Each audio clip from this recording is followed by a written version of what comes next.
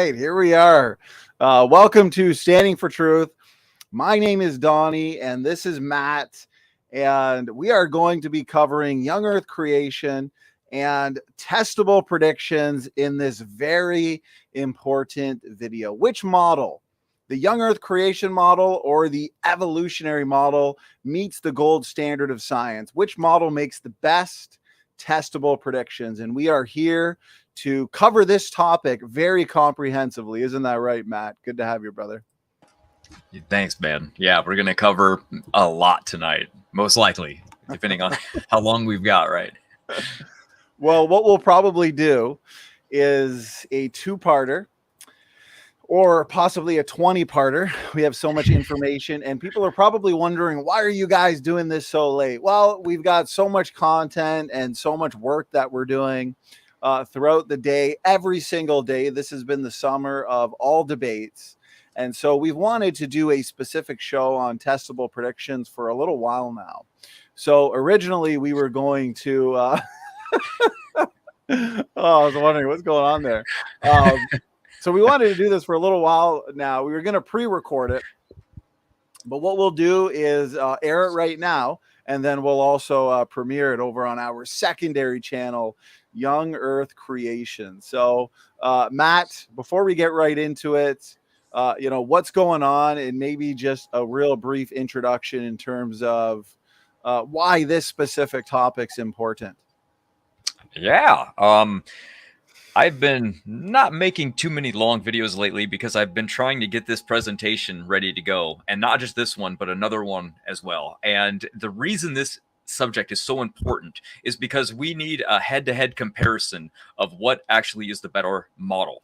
And nothing is better than a head-to-head, active, novel, proven, testable predictions that have been made against one another.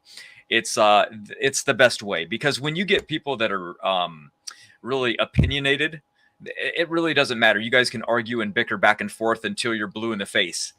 And it's like fighters. You see them all the time. They're yelling at each other. I'm the best. No, I'm the best. I'm the best. Well, guess what? It gets settled in the ring. And that's easy, right? We can literally watch it happen. Well, in the science realm, it's settled by how many testable predictions have been made that are novel, accurate, and come true. And when it's put head to head, which one is better at explaining the diversity of life that we see in the world today? Which one is actually true? Is the Bible the history book of the world? Is what it says testable and predictive? Does it have true history value? And when it's compared to evolution, which one is actually true?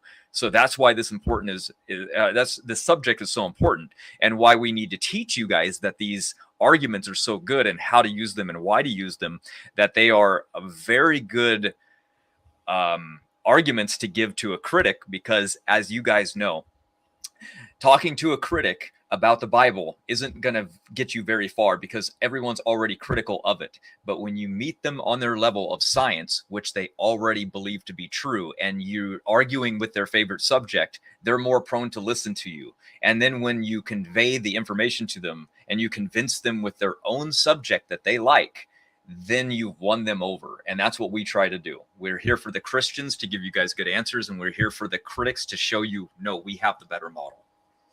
Right, we're here to show them the superior model in terms of origins.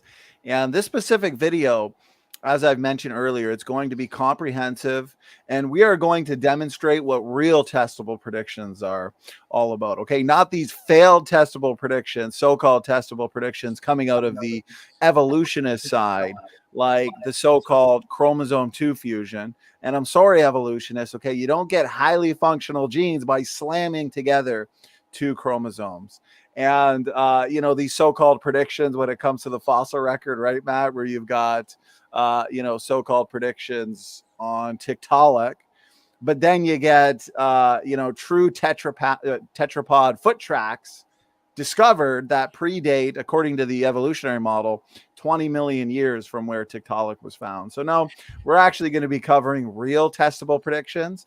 And the evolutionists, they constantly have what's called egg on their face, okay, where they have a lot of assumptions. They put forth a lot of arguments like junk DNA and pseudogenes. And then years later, we discover that those arguments, that position is premature, and it's the creationists making the best testable prediction. So what I'm going to do is just kind of get right into it. I've got a few things to cover. Matt will get your input as well, and just kind of have some fun. Matt, you and I, we in this ministry, of course, we've written a number of books. And we like to focus primarily, I'm looking over there at the Endogenous Retrovirus Handbook, for example. I've made some novel predictions there, which I'm going to touch on in this show. Predictions pertaining to fixed ERV sequences versus unfixed ERV sequences, and predictions on DNA functions, so on and so forth. But for now, I want to focus on some confirmed predictions from the young Earth creation model that have come out from other fields of science, like geology, astronomy. What's important to understand, guys, is when it comes to the young Earth creation starting point, we have ample amounts of scientific evidence in all fields. Okay, Matt and I, we prefer. We like to focus on the genetic data because we like to focus on the direct lines of evidence, right? We oftentimes point out it's genes, traits, and genetics that are inherited sperm and egg, not a rock, not a fossil, not geography, but genes and traits that are inherited sperm and egg. And that's where we can, I think, best answer this question of ancestry.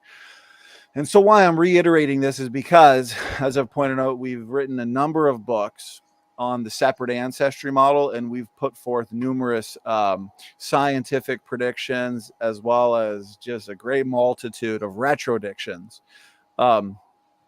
coming out of the realm of genetics, which, Matt, I know you're going to touch a lot on during your presentation here. So I want to focus on this one specific prediction from geology. Okay, and then I'm going to, Matt and I, we're going to spend just 10 minutes, not really that long, refuting an argument from good old desperate Dan Stern Cardinal. And I say desperate because the arguments that he's still putting forth have already been dismantled over and over again.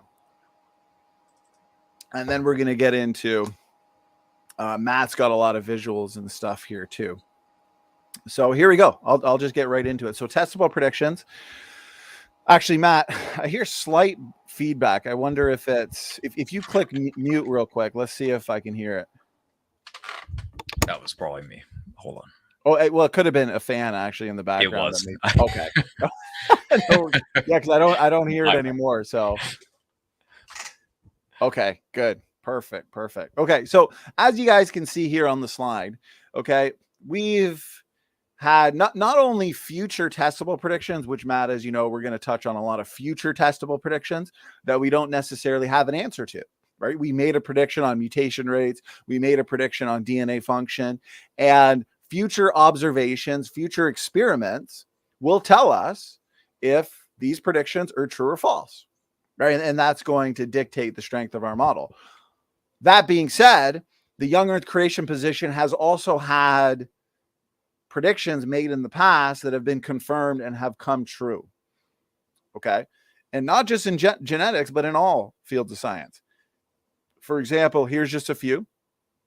The strength of several planets' magnetic systems. Dr. Russell Humphreys, he's predicted that, and they've come true.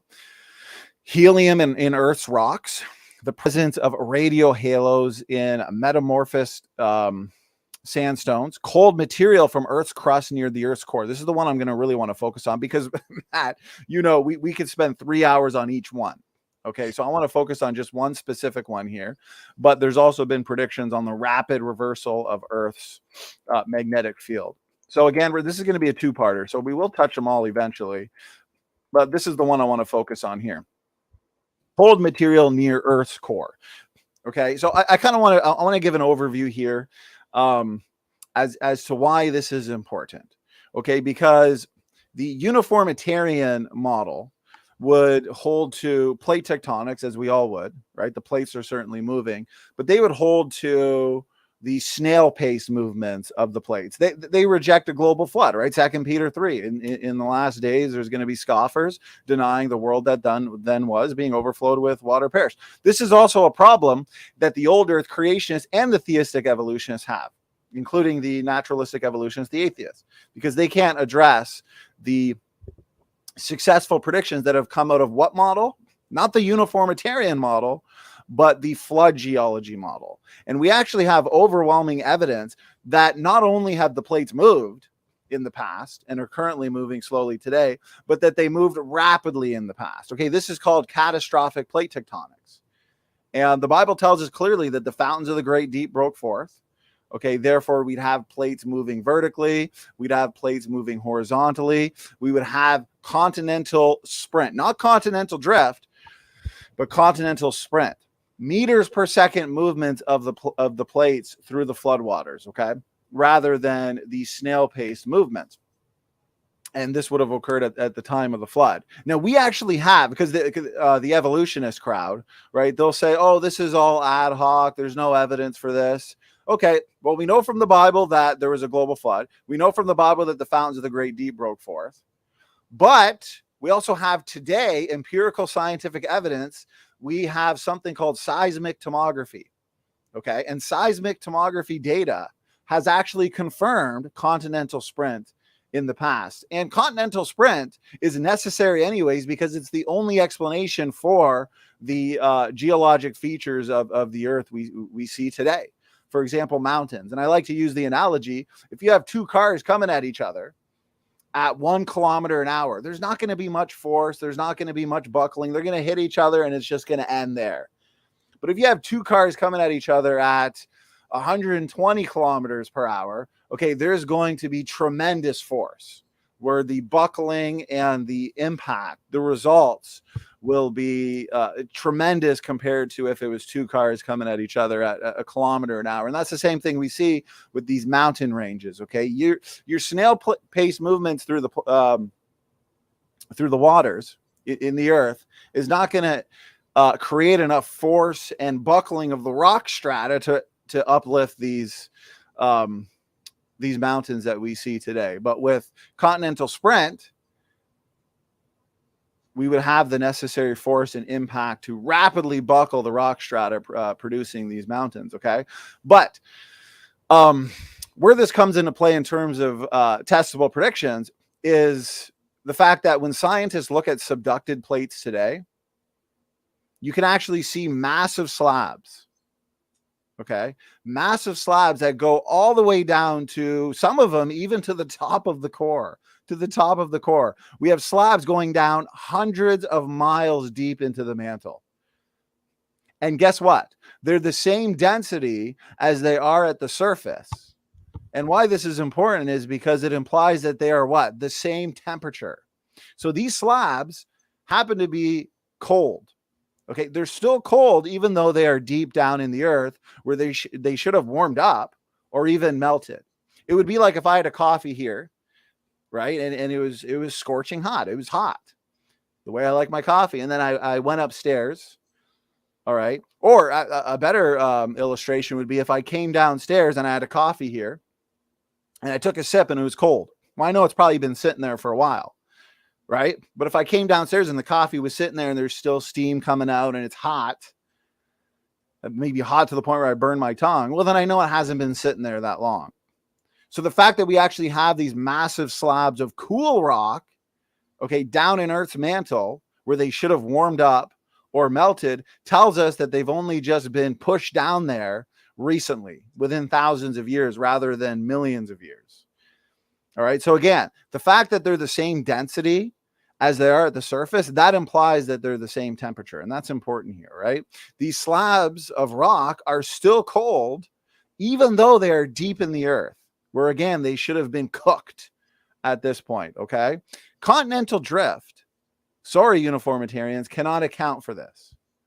If they were going down there at snail pace movements, 1 inch per year, they would have assimilated to the surrounding material. Or again, as I've pointed out, they would have been completely cooked. These should be very hot, but we see the same density from the surface all the way down. Okay, and this is where I want to get into the slide here. So prediction 4. Hopefully I've explained it well to make it understandable. Prediction 4. Cold material near the Earth's core. In the early 1980s, physicist Dr. John Baumgartner developed a creationist theory for the rapid motion of the Earth's crust during the flood. His theory suggested that the cold crust located beneath the pre-flood oceans should have sunk the full 1,800 miles to the base of the Earth's hot mantle, where the temperatures are up to 7,232 degrees Fahrenheit, or 4,000 degrees Celsius. This crust would have melted if it had millions of years to reach the base of the mantle, right? As I was explaining, it would have melted or been cooked if it's been, these slabs have been going down there slowly over time. Okay, sinking as slowly as today's rates, these snail pace movements that we see. On the other hand, if it sank quickly, 4,300 years ago, roughly, at the flood, as Baumgartner's theory suggested, then piles of those plates should still be found at the base of the mantle, cooler than the mantle around them. Test result, mantle discovery. So we have a future testable prediction based on a flood geology model, specifically catastrophic plate tectonics. And what do we have? It took 10 more years before scientists developed the technology capable of seeing something, seismic tomography, as I pointed out, like that at the base of the mantle. When that technology was developed, the cold material was discovered. So they discovered this cold material after the model was put forth, after the predictions were made, just as Baumgartner's model had expected. This is as close to proof in science, specifically geology, that you can get. This is as close to proof as you can get. This successful prediction suggests that Dr. Baumgartner's model is true. It also suggests that continents moved rapidly during the flood, right? Fountains of the Great Deep break open. You have continental sprint in terms of these plates. You have rapid plate subduction, where you have one plate going underneath the other, okay, which is exactly why we find these slabs going hundreds of miles deep into the mantle. And yet they're the same density as they are at the surface, implying that they're the same temperature, implying that they had just been taken down there thousands of years ago and not millions of years ago or hundreds of thousands of years ago. Okay, so again, I want to repeat this part. This successful prediction suggests that Baumgartner's model is true. It also suggests that continents moved rapidly during the flood, just as the Bible puts forth. Matt said it perfectly. The Bible claims to be the history book of the universe. Therefore, we should be able to make successful predictions and accurate retrodictions. And we do in all fields: geology, genetics, biology, astronomy, you name it. And that the flood occurred only thousands of years ago, just as the Bible suggests. And the last thing I wanted to put forth on this has a right here. So here's an article dealing with this in more detail. Okay. Oh, here we go. Because the cold pre-flood ocean floor sank only 4,500 years ago, and it would take many millions of years to melt, colder material should still be sitting at the base of the mantle. Think of it like an ice cube in your hot coffee. It'd still be there after a few seconds, but gone hours later. If I put an ice cube in my hot coffee and left the room, and my wife came down, 3 hours later, well, that ice cube is not going to be there. It would have melted. But if it is still there, then that's good evidence that that coffee hasn't been sitting there that long with the ice cube. Not long after, in 1987, geologists discovered evidence that supports both conclusions. Although the mantle is very hot, up to 7,200 degrees Fahrenheit, geologists found slabs of material at the bottom of the mantle that are cooler than the surrounding rocks by as much as 5,400 degrees Fahrenheit. This discovery presents two mountainous puzzles for evolutionary geologists. And I want the theistic evolutionists out there that compromise their Bible. I want the old earth creationists and the atheists to address these problems. First, the 420 mile deep, 670 kilometer barrier seems to prevent plates from getting down to the bottom of the mantle. Second, even if plates could push through the barrier at their present rate of 1 to 2 inches, right, these snail pace movements that we see today per year, they would melt and match the rest of the mantle's temperature. In other words, they would have been completely assimilated to the surrounding material or completely cooked. But yet we find that they're cool. we find that they have not warmed up or assimilated. But the findings fit nicely with Baumgartner's catastrophic flood model. And that's just one. That's just one of the many predictions. Matt, any thoughts on that, brother? No, that's always a great subject. His predictions were spot on, and like we said, there's no other way to account for it other than it had to happen rapidly. I mean, not a lot of time has passed. So even if for some reason this was very slow and it somehow managed to push itself down, well, guess what? It had to have been recently that this slow movement happened. It's just none of it makes any sense. You can't have it slow and be recent. So right. It had to be fast to be recent to warm it up. Very simple. The logic is there. I mean, and this model was put forth years ago. And then I think it was 10 years or so after the model was put forth that we actually had the science known as seismic tomography to even be capable of discovering these cold slabs. Yeah, it wasn't even called catastrophic plate tectonics. Back when he actually predicted it, it was called runaway subduction. That's what he named it. So he didn't even have the right name for it yet. They came up with catastrophic plate tectonics afterwards. They were still building the entire model. So he was making predictions before the model was even finalized and got them right. So incredible. Well, you know, you get these guys, right? You get these evolutionists that are like, you know, the young Earth creation model needs to make future testable predictions that are also confirmed. Well, here's just one of the many. Okay. And I still only gave the details. And we've made just a huge multitude of predictions in the world of genetics that we don't necessarily have an answer to yet, right? We've made our own. Dr. Nathaniel Jensen, he looked at a people group, okay, the Khoisan peoples, whose mutation rate is not yet known. And he literally predicted, he pointed at them and he said, I predict that, you know, when we get the blood and the DNA and we test the rate, it's going to be XYZ. You know, it's going to be X mutation rate. That is an amazing testable prediction. That is like me going to somebody on the street who I've never met, I've never seen swing a baseball bat, and saying, hey, I predict that you could hit a ball, you know, 265 feet. And then it turns out that they hit that. That's a pretty good prediction. You don't get these kinds of predictions from the evolutionist camp, do you, Matt? You get predictions where it's like, well, I would expect a fossil creature that kind of blends the features of these two types of animals, when we already know the biodiversity in the past was immense. I mean, there's billions and billions of fossils. There's been millions and millions of species. So, you know what? It's not impressive when you get a couple lucky guesses, right, Matt? Yeah, when your theory can predict literally everything, it's not very, there's no power in that. When you you know what I mean? That's what they've done. We're going to get into that. But that picture is actually of his prediction, by the way. That's Dr. Right Jensen. here? Yeah, I found it, and that is what he said. Go. Actually, in 2015, he predicted that. So right there, you know, to the evolutionist critics, Dr. Nathaniel Jensen, I predict that the most diverse African groups will be found to mutate their mitochondrial DNA at a rate of 2-fold faster than reported here.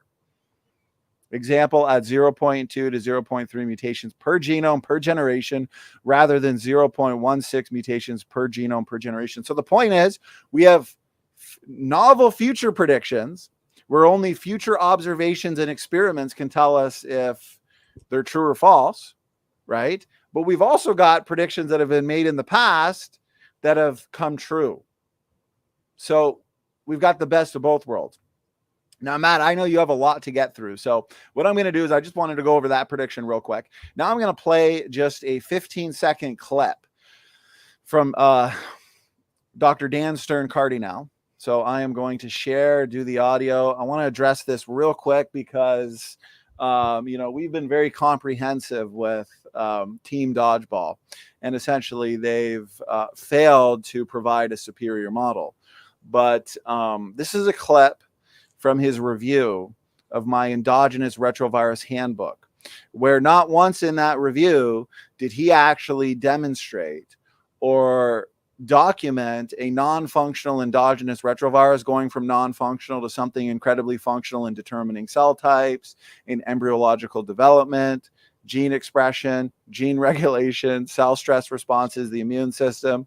So he failed to address the differentiating lines of evidence, unfortunately, okay? But he also repeated, and here's where I'm going to share screen, Matt, we'll get your thoughts on this too. He repeated an argument that we've refuted quite extensively in previous books as well. Here it is. So I am going to mute myself. I'll play it. It's just short. And then we're going to give some of our comments here because it pertains to, in a way, the mutation rates we just talked about. So here we go. For the record, the argument against created heterozygosity is that the rate of intra-exonic recombination, so the rate of recombination within the coding region of genes, right, the parts that code for amino acids, the rate of recombination in those regions in the genome is too slow, right? That's why created heterozygosity doesn't work. You can't get like the 1,000 alleles or more that we see for some human genes. There are 4 digits of alleles for some human genes. Starting with 4 alleles, no matter how different those alleles are, the recombination rate is just too slow to get all the variants that we see today. That's what the argument is. It has nothing to do with out of Africa. I don't know why this part of the book exists, but it shows that SFT does not understand like this argument at all.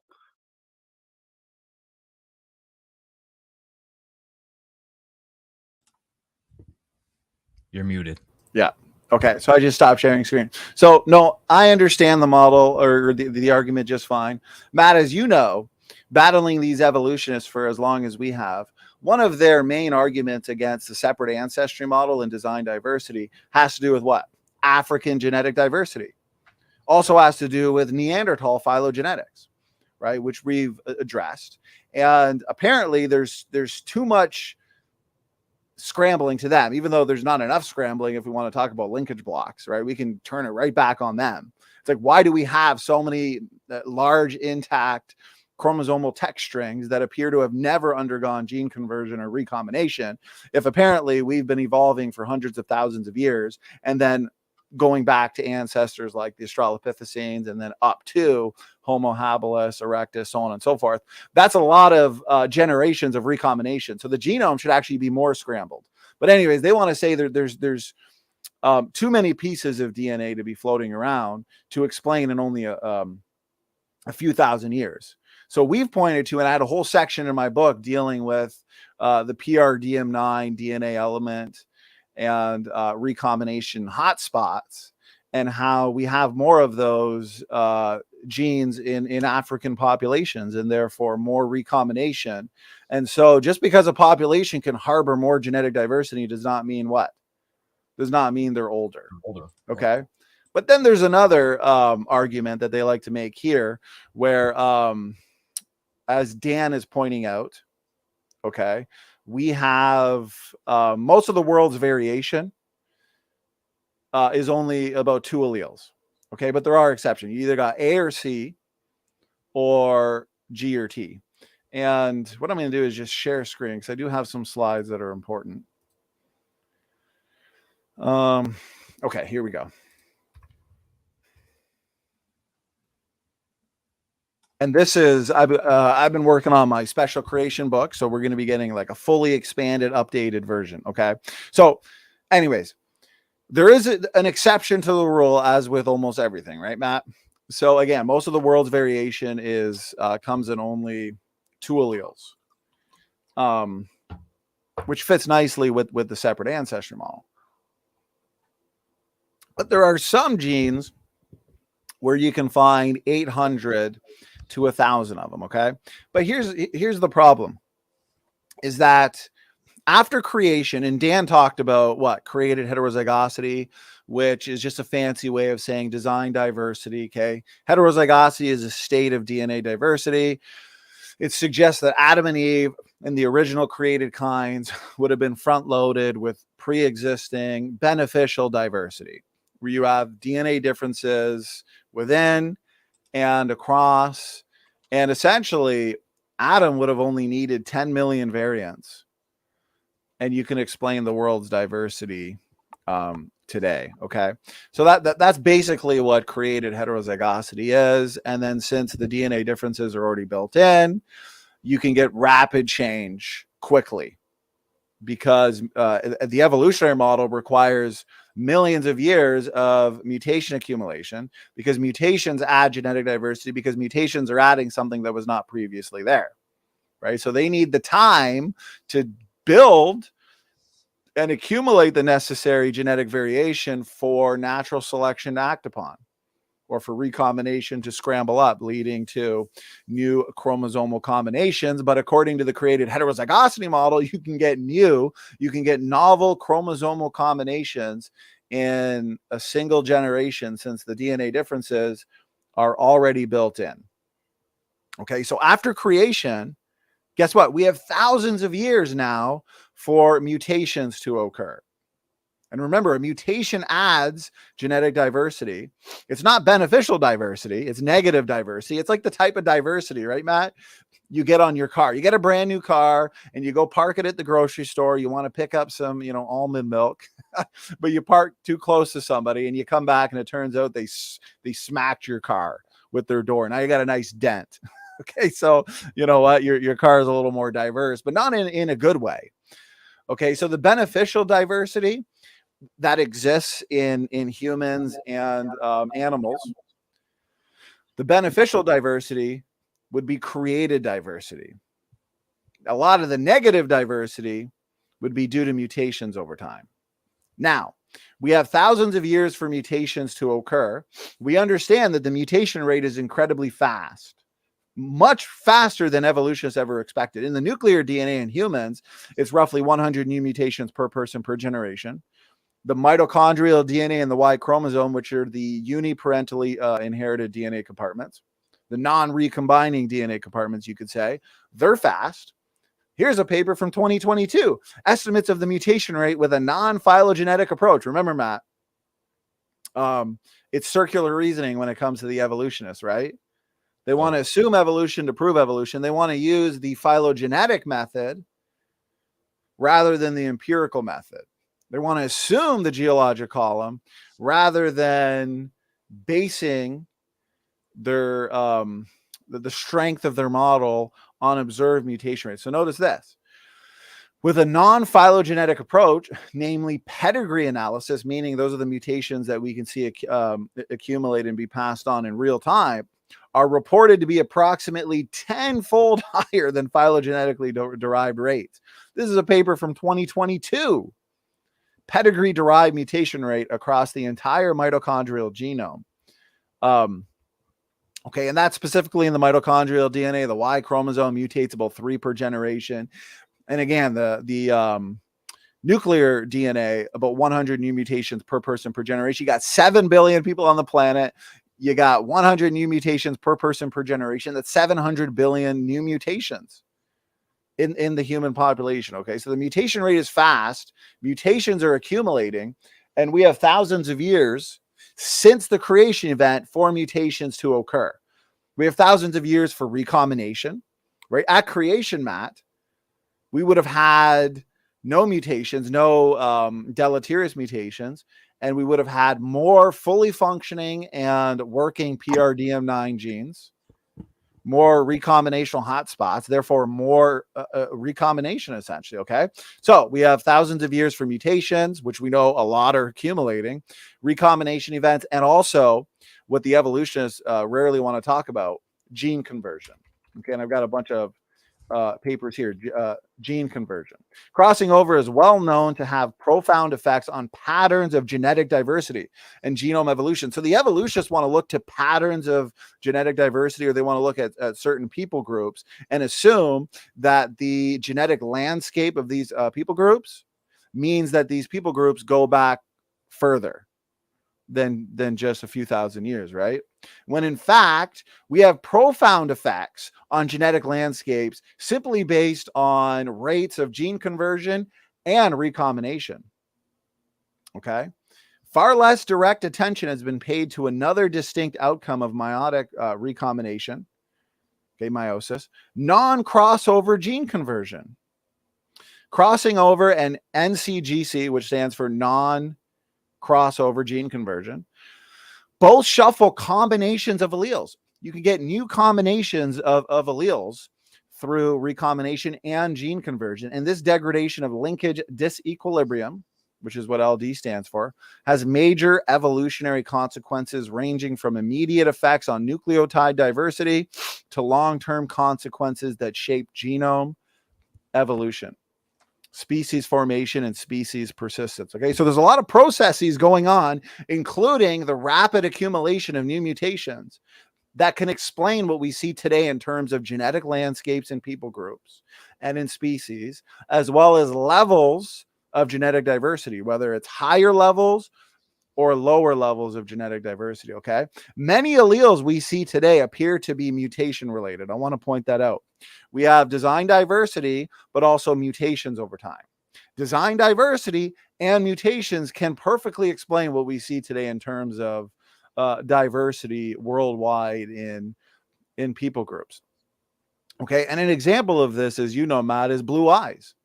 Right. And we know this because when it comes to blue eyes, for example, it's only restricted in a specific group of people, which tells us it would have occurred after Babel. Right. When it comes to, because we'll get the question oftentimes, right, Matt, how can we tell the difference between a created allele or an allele through mutation? How can we tell the difference between mutation and created heterozygosity?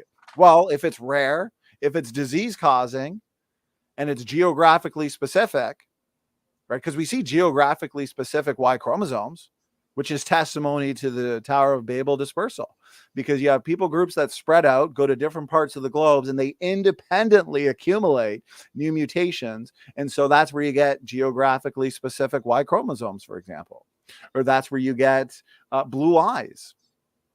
Okay, now there is an exception to the rule when it comes to alleles. And this is Dan Stern-Cardinale's argument here. As you heard him, Dan is pointing to situations where there's not just a handful of variants, right? But there are hundreds of alleles, up to 1,000. That was what he said. Okay, the human immune system is actually one example of this. The human immune system has a large number of variants. And when you consider, though, the fact that mutation rates are way higher than ever expected in the mitochondrial DNA, the Y chromosome, the nuclear DNA, the Y chromosome is nuclear DNA, but it's non-recombining and it's also uniparentally inherited. Okay, let's make that clear. But we have certain situations, again, where we have hundreds of alleles and not just 2 alleles, right? A or C, G or T. So how do we explain this? Well, again, we have fast mutation rates, okay? But when you consider the fact that there are 7 billion people on the planet, the mutation rate is very high. Recombination rates differ among people groups, which means recombination rates would have been faster in the past, more effective. We have gene conversion, which also plays an important role. It's not difficult at all to explain worldwide diversity. Just build a family tree, okay? Take Adam at creation, and you'll notice all of the many branches that are created through mutations over time. Okay. That means, Matt, you have plenty of opportunity. You have plenty of time and opportunity for mutations to arise in what? Different lineages and different spots.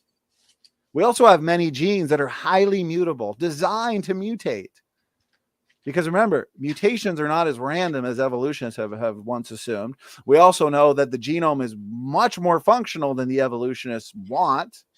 They need a genome of junk, essentially, no more than 10 to 12%, which means if more of the genome is functional, but we know there's mutational hotspots and mutations are not as random as once assumed, the more functional the genome is, the more non-random mutations are, and the more mutational hotspots there are. Does that make sense? Right? It all goes hand in hand. It's like a package deal. If the genome is mostly functional, that refutes hierarchies in terms of mutational discrepancies. That helps explain the fact that there's certain areas within the genome, for example, the immune system, okay, that are designed to mutate. They're more mutable. Okay, these genes are highly mutable, and therefore in those genes we're going to have a lot of what? Variation that Dan is saying we can't explain in just a few thousand years. No, we would expect to have a lot of variation in those genes. Okay, and again, take Adam, build a family tree, you see all the branches, which means you have a lot of time to get a mutation over here, a mutation over here, a mutation over here, and therefore more variation over time. And I would say a lot of these genes are hypermutable for the benefit of biological organism, right? So some of these genes, like immune system genes, maybe it's beneficial to have more variation in those classes of genes, especially if genes or mutations are not as random as once assumed. And we also understand, here's the last thing I'll say, Matt, and then we're just going to hand it over to you. Hypermutation. It's a reality. We oftentimes point out the fact that a lot of isolated people groups, like let's say you have Neanderthals that were founded by a biblical patriarch in his old age. So right off the bat, bam, Neanderthals are slammed with a whole bunch of new mutations. Plus, they're closer to the flood, right? So they'd be different. They'd already start off with different sets of biodiversity. And then, you know, they migrate to a less than ideal environment and they become hypermutated.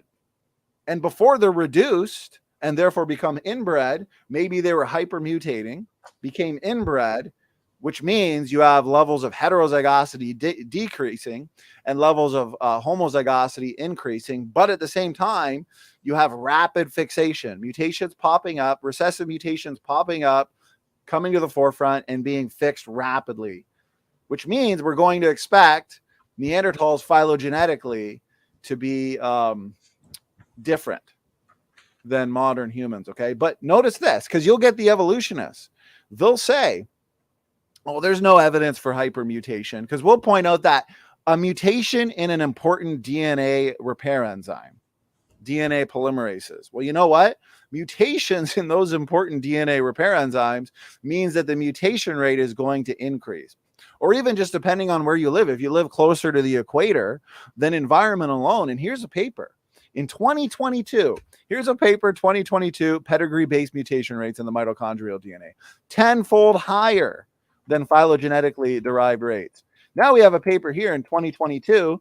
Notice this, hypermutated genomes in people groups today. Two families had genetic drivers of germline hypermutation, with fathers carrying damaging genetic variation in DNA repair genes. I mean, we've been saying for years now that mutations in important DNA repair genes will increase the mutation rate, right? And then if you have a small isolated group like Neanderthals that are highly inbred, those mutations can come to the forefront and be fixed, stuck in place rapidly. For 5 of the families, paternal exposure to chemotherapeutic agents before conception was probably a key driver of hypermutation. There's a lot of drivers. There's a lot of factors at play that can drive hypermutation. If you have one people group that are hypermutating and another people group that are not hypermutating, then guess what? That hypermutating lineage is going to diverge more and more from this people group. That's why you can't look at the lines on phylogenetic trees and assume that the longer branch means it's an older population. No. Okay, because you have like the HVR haplogroup in Europe. Okay, you actually have differing size lines in the same amount of time, telling us that you have people picking up more mutations than other people in the same amount of time. So that means you can't then assume, well, the human chimpanzee split was 6 to 10 million years ago, and there's this many DNA differences separating them, and so we have this really slow mutation rate. No, the evolutionary molecular clock is dead. It doesn't work. Notice this, environment can influence mutation rates. When it comes to the Neanderthal, Matt, the environment that we understand the Neanderthals existed in would definitely increase the mutation rate because they were exposed to some really harsh conditions. And they would have been closer to the flood, So the heat and energy produced at the flood, as well as the accelerated nuclear decay, you'd have rocks with more uranium, which is probably also speeding up the mutation rate, okay? And then you've also got the fluctuating magnetic field. There's so many factors at play when it comes to populations like Neanderthals that make them different than modern humans today.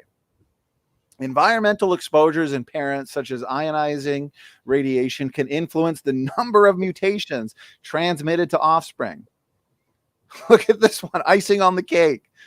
We also found that the overall point mutation rate is significantly, so not just a little, Matt, but significantly higher in Africans than in Europeans. So if we have people groups today that have higher mutation rates than other people groups, then the evolutionists are in error when they want to use arguments pertaining to levels of genetic variation or phylogenetics to refute separate ancestry. They're not considering rates of gene conversion, mutations, and recombination, as well as hotspots and overall genome function. They're not considering these things. Notice this. Oh, it just gets better and better. Our findings imply that defects in DNA repair genes can what? Increase germline mutation rates in addition to their well-established impacts on somatic mutation rates. So you have somatic cell line mutations, like your skin cells that are not being passed on, but they're higher, and therefore there's an increase in germline mutation rates because there's the potential for more being passed on through the reproductive cell lines, okay? And again, we have gene conversion that breaks down linkage disequilibrium. It's a packaged argument. Dan wants to pretend that, oh, well, the African diversity argument, that doesn't matter anymore because he never knew about the PRDM9 gene.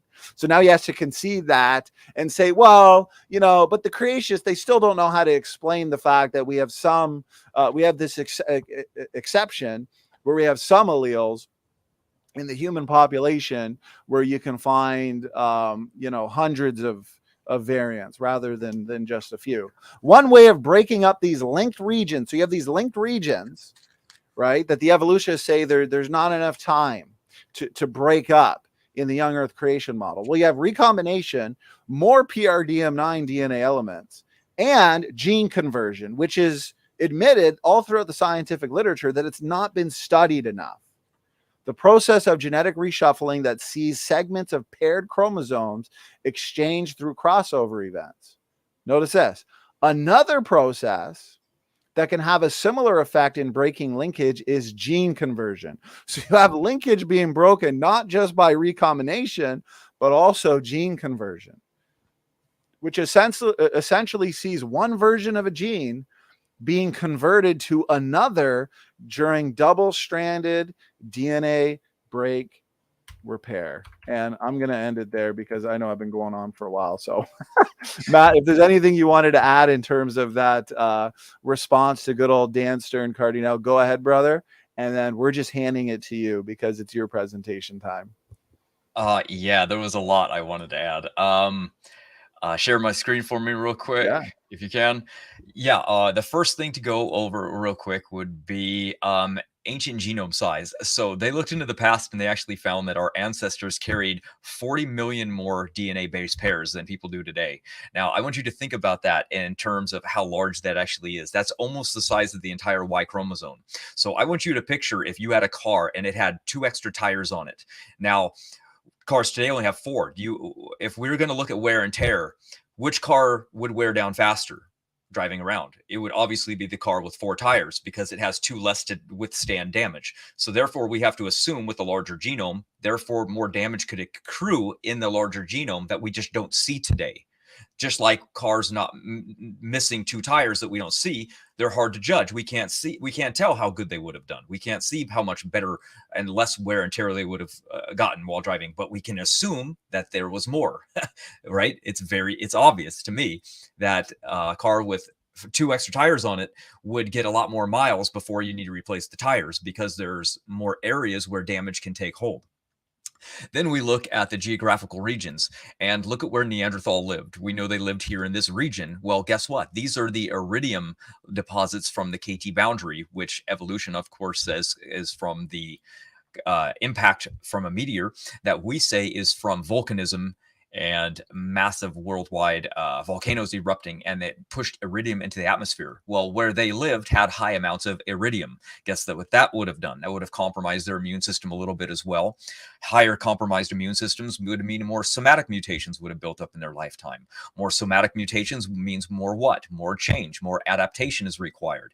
Therefore, you're going to get more germline mutations, like he said earlier. So therefore, the environmental factors also played a huge role.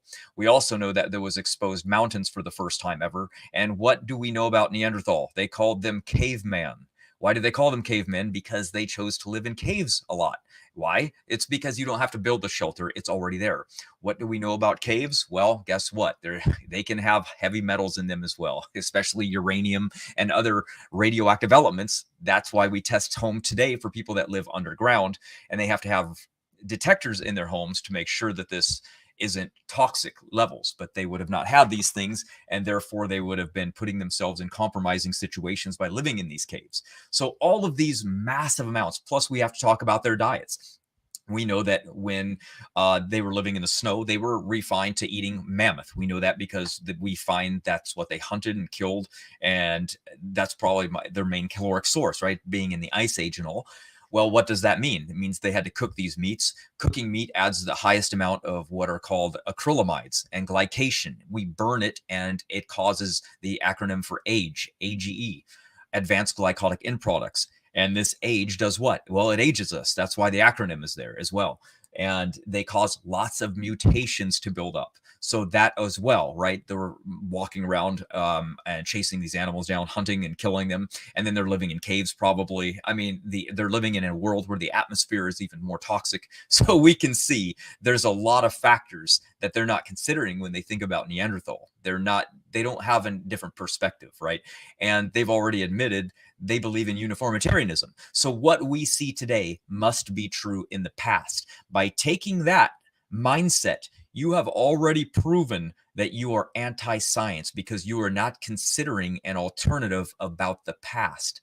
So therefore, you've already set yourself up for failure. What do we know about the Native Americans when they encountered the Europeans for the first time after a very long place? We know that Native Americans came from China, and Europeans were right close to that region to begin with. So we would assume that they would have similar immune systems when they lived in the same area. Then Native Americans migrated. The Asians migrated into North America and filled up South America. And then when the Spanish and Europeans came over, they introduced smallpox. And their immune system couldn't handle it because they had already built up an entirely different immune system after that amount of time, and it wasn't acclimated to what their ancestors would have been able to deal with, and it eradicated them. So immune systems change very quickly and very, very fast. So we're taking what we see today and we're extrapolating that it can't be true in the past, when in reality, the past is very, very different. And so to take the uniformitarianism idea is a really, really bad idea. And it comes from a person that literally made it up. And we'll get into that some other time because we're going to have a lot to cover today. I just wanted to throw in my 2 cents on that subject. Well, and what I'm really liking about tonight is we hit the hour mark, and we've already hit, especially the parts that I wanted to talk about. You made so many good points there, brother, that I wanted to go here real quick. So here's a comment on Dr. Rob Carter, his recent video. And there's a gentleman here named Schneal. Hopefully I'm saying that right. And he's saying he's just not happy with the solution to differences between Neanderthals and modern humans. But Matt, based on everything we've been talking about and demonstrating, hyper mutation, right?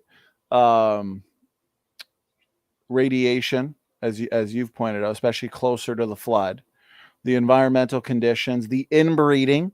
I mean, Neanderthals are the most inbred people group that have ever existed. Their runs of homozygosity are massive, where they just have these massive stretches of DNA where it's just identical letters, right? And we've also got patriarchal drive, where you have Neanderthals that are closer to the flood anyway, so they would have started off with different sets of biodiversity to begin with. If they're founded by an early biblical patriarch in his old age, then you'd start off with a whole bunch of new mutations. Bam, first generation, whole bunch of new mutations, which if represented on a phylogenetic tree would look like this population was a lot older than they really are, right? And we've got real-time examples, as I've pointed out, real-time examples of mutations accumulating in important DNA repair enzymes. This is a 2022 paper that tells us that yes, that not only environmental exposures will increase the mutation rate, which we understand the Neanderthals would have been lacking quite a bit, especially in terms of essential vitamins, given their ecoglacial environment that they existed in. And right here, 2 families had genetic drivers of germline hypermutation. And when these DNA repair genes are affected and broken down, more mutations accumulate. And that means that lineage is going to diverge from a lineage that's not hypermutating. But when it comes to, and tell me your thoughts on this one, brother, and then if you want, just to leave no stone unturned, add whatever you'd like to this guy's comment, is you'd have these Neanderthals, before they like the Neanderthals we have today, they are in their end stage. And we did a whole 3-hour show on Neanderthals. I did a whole lecture on it. You joined me. We did some Q&A after. So we touched on this in great detail. I recommend people check it out. But the DNA that we have from Neanderthals that suggests they were 40% less fit than modern humans. They had massive levels of homozygosity. They were highly inbred. That's the end stage Neanderthal. That's the end stage Neanderthal. That's the Neanderthal when he was at his worst condition genetically, and then obviously physically, right? Because we would have genotypic degeneration and phenotypic or morphological degeneration as well. But we also know that a lot of their features were simply due to adaptations given their environment. But nonetheless, if you go to the earlier Neanderthal, they wouldn't have been as inbred, but they might have entered the environment and were therefore affected immediately by hypermutation, right? Especially with those post-flood conditions and the environment, unfortunately, that they migrated to. So you could have hypermutation and then eventually inbreeding and reductions in hetero. So you've got so much going on with this population. I mean, you got hypermutation, eventual inbreeding, increased levels of homozygosity, decreased levels of heterozygosity. You know, you have these DNA repair enzymes being destroyed. You've got environmental related degeneration. You've just got so many things at play, not to mention the fact that they already were different because they were closer to the flood. So I don't know. I don't see this as being a problem in the same way that I don't see African genetic diversity as being a problem. And I don't see Dan's argument about the exception to the rule where we have some genes with hundreds of alleles, more variation. There's not an issue here where a lot of these critics want to say there's an issue. So where he says, I'm just not happy with the current solution. No, I mean, the solution is more than good, I think. Matt, what do you think, brother, if you want to wrap it up there on this one? Yeah, I don't know really what the person would be able to be convinced of. Apparently, he probably just needs to look more into it. You know, the subjects are very short on Carter's channel, right? He'll go live and record while he's walking out in the woods or something, like he just feels it, right? So he just goes out and starts holding his phone up and doing a recording, and he's not going into it like us. I doubt this guy's watched our 3-hour video on the subject. So you know, yeah, it's probably, you're not going to be convinced in a 5-minute video, especially if you've taken 4 years in college going over the subject of evolution and looking at Neanderthals. If they became your subject, you know, your study subject, you're not going to be convinced in 5 minutes. I'm sorry. Probably nobody would. So, And this one right here, he says, on the other hand, we don't know how much time has passed for the individual lineages, and their differences between each other are actually very high. Again, we see, Matt, what are your thoughts on that? If you want to even reiterate your position on the environment and how radiation, right, even the rocks right after the flood, the heat and energy, the accelerated decay, we have these rocks with more uranium at that point. And you've got to remember, you have people coming into a new world, right, Matt? It's kind of like, we used this analogy before. You eat a very healthy diet. Your body is very alkaline. You have a strong immune system. If you were to just start doing what that guy did and Supersize Me did, and just started eating McDonald's breakfast, lunch, and dinner, you're going to rapidly deteriorate, aren't you, in a month, versus somebody who's maybe just used to that diet. Somebody who's just used to eating fast food, used to eating garbage, not working out, not having a healthy lifestyle, drinking Coke all the time rather than water. That person is just used to feeling bad. It's like their body is almost in a way adapted to that. Where somebody like you, if you were to go to eat McDonald's breakfast, lunch, and dinner for the next 6 months, you're going to rapidly degenerate. Let's be real. Health-wise, energy-wise, so on and so forth. So you have Neanderthals being an immediate post-flood people group where you probably have more longevity genes, a healthier genome overall, more genetic diversity, since this people group's closer to the flood. They're going to rapidly degenerate in these harsh environments. Isn't that right, Matt? oh yeah, I mean, yeah, we're a product of our environment. So the more the body has to adapt to something that's harsh, the more it's going to kind of back itself into a corner. Very similar to the Linsky experiment, right? The bacteria were put into harsher environments and under places where we could irradiate them, where we could freeze them, where we could deprive them and change their diets and put them under light and no sleep. We can do all these different things, and yeah, they can adapt to those different things at a cost. So we see that. Why would a human be any different? We would do the exact same thing. We see that they're very adapted to cold. We see morphological features. They lived in small populations. And guess what a small population is going to do? Even if we had the exact same mutation rate as them, even if it was exactly the same, the fact that they lived in groups of smaller than 20 means that they're going to have more mutations reach fixation, which is going to make them look older regardless. Right. Case closed. Case closed. And right here, this is a good question by Schneal. And he looks like he's being honest, and he's just looking for an answer. And we're here to say there's an answer. Are you aware of any evidence for specific mutations in polymerases in Neanderthals which would cause higher mutation rates? Again, we have people groups today that are existing in not the same conditions as Neanderthal. Again, the environments they lived in, the fact that they're the most inbred people group on the planet. Okay, it's not a stretch to say that they had mutations in DNA repair enzymes, because today we know it's a reality.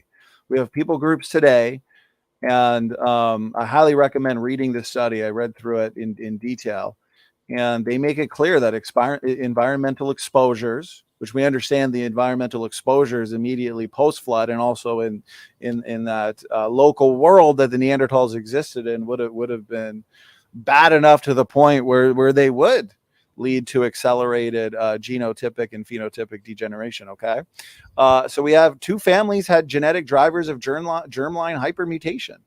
And a lot of this was due to the fact that DNA repair enzymes were hit with harmful and deleterious mutations. So in that circumstance, notice this: these individual lineages, they would not have to be separated and accumulating mutations very long before they'd be different from each other. You got two lineages, right, Matt?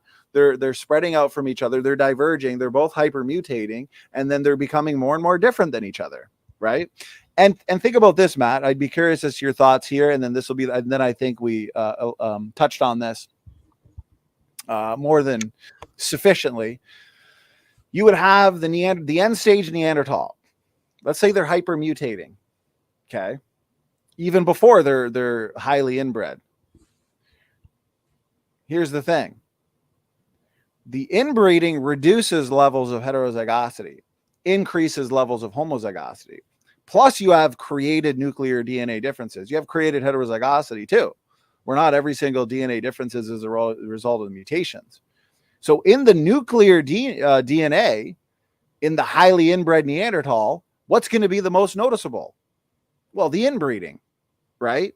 But when it comes to the DNA compartments like the Y chromosome and the mitochondrial DNA, those compartments, what may be most noticeable is the hypermutation. The damage. Does that make sense, Matt? Yes, the damage is what we see because that's where it accumulates because it doesn't have the recombination to fix itself. So we see the damage that's caused and can't get rid of it. So I figured we're on Neanderthals. Let's rock it out, right? Hey, the floor is yours, brother. You go ahead, take your time. I'm looking forward to the. All right, we're just going to jump right into the creation versus evolution view of Neanderthal. What happened when they first came out? Who made these predictions? What happened? Because when we look over time, we see that the creationists said, nah, these are human beings. And then evolutionists said, no, absolutely not. That's the original drawing of Neanderthal. They said they're an ape caveman, primitive, and they had, fur all over their body. They didn't wear clothing. They were the epitome of a missing link.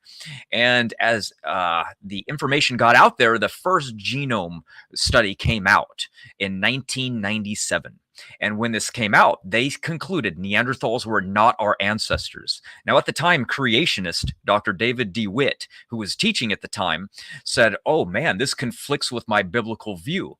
I've always believed that they were a descendant from Adam and Eve, therefore human beings. He said, so I therefore predict, his predictions came true, by the way, that when the DNA sequences were not compared, but exactly which DNA base pairs were different between Neanderthals and modern humans instead of simply the number of differences. Most of the sites where Neanderthal and modern human differed were sites that modern humans differed from each other. This was confirmation that we were looking at genetically similar humans who lived in the not so distant past.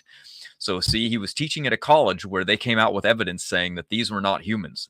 And this was in 1997. So as a creationist, he predicted, no, these are humans. And that view conflicts with the biblical view. I'm going to hold to the biblical view, and then I'm going to test my prediction to find out if this is true. And sure enough, they lined up exactly with what was going on. And he wasn't the only one.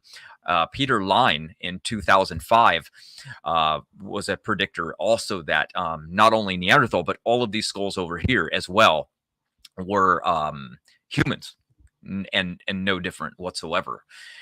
And so these are just things that you guys can read in your own time, just because of being lack of time. I'll blow through this so we don't have 4 hours here. But essentially, these are predictions that were made on Neanderthal, and he did others, of course, as well. This was him on Homo naledi, which we will get into in a little bit. But the original idea was that Neanderthals traditionally were designated Homo sapien Neanderthalensis, were not only human, but also, it turns out, more modern than science has previously allowed. You'll notice the wording right there. They didn't allow them to be. They thought they were a subhuman species, right? And Neanderthals were highly intelligent. They were able to adapt to a wide variety of ecological zones and capable of developmental, highly functional tools to help them do so. So this was very confusing because this is contrary to what they predicted. Because remember, they're not human beings to evolutionists. And then, of course, we got the DNA, and they said, oh man, right here, the analysis of the DNA failed to demonstrate any significant differences between modern humans and them. So again, we keep seeing the close similarity, so much similarity that if evolution was true, right, polar bears and brown bears, which would be much more similar related to one another because they're like cousins to one another. They can still breed and bring forth offspring. But yet Neanderthal is supposed to be a very long ancient ancestor that we couldn't breed with. But here we find the exact opposite. Humans and Neanderthals are less different than polar bears are to brown bears. And then we have 23andMe tests come back, and some people are extremely high in the genetic similarity department with Neanderthal. So then when we start looking at the species concept, well, now you have another problem, because evolutionists like to define species as something that cannot breed with another one. But there's two different divisions of people, of course, but we say, hey, look at this. We can breed with them. Therefore, they must be the same species, making them humans, because humans don't have other species alive right now. So therefore, we have to assume they were exactly the same as us. They were just adapted to cold. That's what their visual look, that's where we come up with this idea of like, man, their bones are thicker. Why is that? It's because they were adapted to their environment, and their environment was very harsh and very cold. That's why the back of their brain is actually quite extended, because they had better vision than us, because they needed to. Because when you live in snowstorms and you're living around dire wolves and woolly rhinoceroses and saber-toothed cats, guess what? You're going to need some better vision if you want to stay alive. And we know now that they didn't live in populations of more than 20 individuals. Some say 10 to 15. This is a very small amount of people, and a very tiny amount of people, matter of fact. So small that we read that inbreeding would kill them within 10,000 years if they lived in these populations, which they say that they lived in. So you can see the horrendous problem that evolution is having now with these things, because we know they died from inbreeding, and multiple studies have already confirmed this. They had a high mutational burden. When populations are smaller, selection isn't as strong, so therefore they're accumulating more mutations. So on average, Neanderthals would have had more bad mutations in their genome. Oh, look at that, exactly what we predicted. So what about their visual look? Remember, when they get reconstructed, they have, unique features, larger noses, kind of receding chin, their lips. Well, guess what? These are phenotypic changes, and they're related to a gene. They're no different. So when we line these things up, we go, wow, they look so different. How can they be human when they look so different? Well, they're not all that different from even people alive today. And their children even were not that much different at all. Matter of fact, they didn't even have the brow ridge yet. Here's another one right next to each other. The skull is larger. Yes, obviously, they were living in harder conditions. But overall, besides the size, not too different. Here's a teenager, right? Getting up there in teens, still no brow ridge. Very unique. So then they say, well, the lack of chin is something that's strange. Maybe it's an ancestral trait, or it's more ancient, right? Not necessarily. We say it comes from inbreeding. And this dental record study that I found earlier going into Australia actually found modern day Australians with the same thing. So if you cross it with Neanderthal skull, it matches absolutely perfect. So, and then there is the broken skull, broken hill skull that was found with a Neanderthal skull that was actually shot in the head. So very unique. This person lived who knows how long ago, but apparently they had muskets. So we use different criteria when we are looking for a human in the fossil record. And our criteria tries to identify human beings, and we do this from burial. We find instruments that they made, toys. We found things that they made that were the first movies. These are little tiny pennants that they would spin to make it look like it was running. And this is so small that we actually, they zoomed in to see how small some of the details were, and we can't see them with the naked eye. So completely incredible. They had the first shopping center where they traded goods with one another. So they were clearly able to talk to one another. Why in the world would you be selling something to somebody when you literally can't even talk to them? It makes no sense. In 2020, they found some string that they made. So their mind is blown. Hey, they weren't stupid, right? We're still on that kind of mindset, right? Shocked every time they find something. Wow, these people, these half ape men weren't idiots. It's weird. So again, we go back to they could not have lived over 10,000 years in the populations with the fast mutation rates that we have.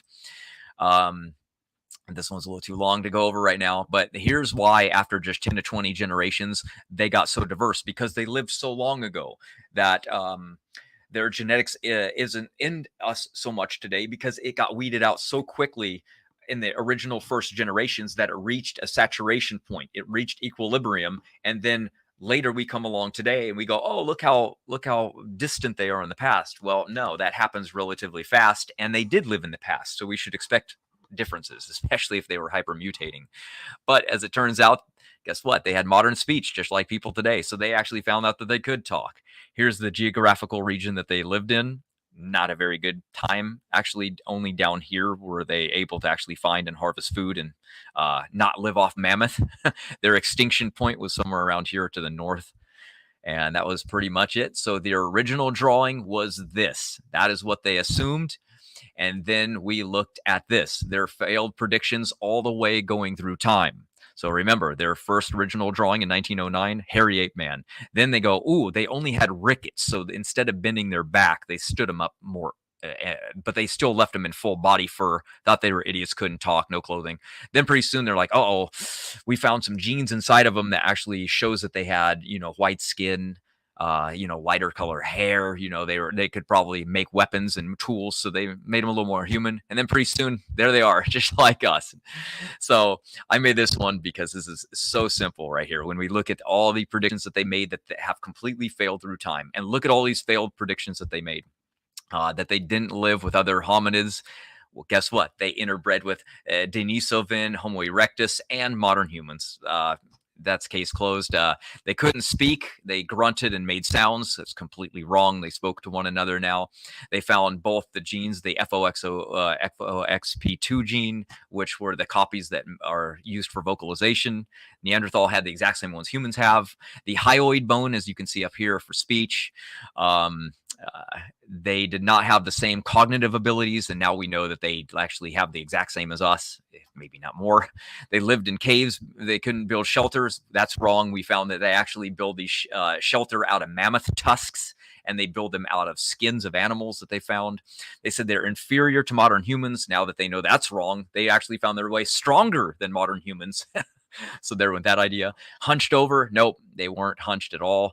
They buried their dead. They said they never buried their dead. They said they did not make tools originally. Then they found they made tools. They said their body was covered in fur. That was completely wrong. They couldn't talk. They had no long hair. They had no clothing, no games, no music, no boats. They couldn't have failed more miserably than with Neanderthal. It's a 100% perfect young Earth creation prediction, and evolution failed miserably with Neanderthals down the line, decade after decade after decade. So though they failed on every missing link, Neanderthals is like the royal failure because it goes back to Darwin, right? So it's been around for a really long time. Darwin was smart, though. He looked at it, and you know what he said? He said, that skull looks very large and capacious. And that was it. He set it down and said, I'm not going to say anything about that. Smart man, because he knew that was not what we expected to see as far as the progression of a smaller ape, primitive human being going up to modern day man. It was the exact opposite trajectory. So good times on that one. So if you wanted to say anything about that, I'm going to move on and let you have the floor for a minute. You're doing a fantastic job, brother. No, I don't want to ruin the pace. You keep her going. Great job. Great information. I feel bad for the evolutionists on this one. All they're going to be able to do, brother, is dodge, duck, dip, dive, and dodge. It's what they do best, right? Yeah, exactly. I'll jump now down something. It's just to keep this in flow with a very similar type of thing. Okay, now this is going to take us into baraminology because we do have predictions on this, and this is we're looking at the difference between evolutionary systematics, which is phylogenetics, cladistics, and then we have the baraminology and taxonomy side of everything, right? So we have the versions of, are we grouping humans together, all together, or are we finding an evolutionary tree where one is evolving into the next and branching out into modern day human beings? So what we have then is statistical baraminology, which we take these different methods, which are barometric distances, and we look at multidimensional scaling, and we try to find differences between something to find how much relation there is between something and similar to something. So when we look at these distant character traits of each species that are trying to be identified, this information is then entered into a statistical program that compares the similarity or dissimilarity among the species. The findings can be plotted into three-dimensional graphs. Okay, so this man came along, Frank Lewis Marsh, and he said, we should look at hybridization and breeding, because when we look at the diversity of animals in nature, we can also get a broader grasp of the diversity by looking at hybridization and breeding. And he was smart, and this is a great thing that we could have done, because the goal of this is to look for something called a holobaramin. It's where all the created kinds fit, so we can identify the R and Raws, as you know, the phylogeny challenge, because that's what he's always talking about. Name something that God created. That's the phylogeny challenge. Well, this version of looking into the fossil record is the creationist version of the predictive power of trying to find that created kind without having the ability to look at genetics or soft material.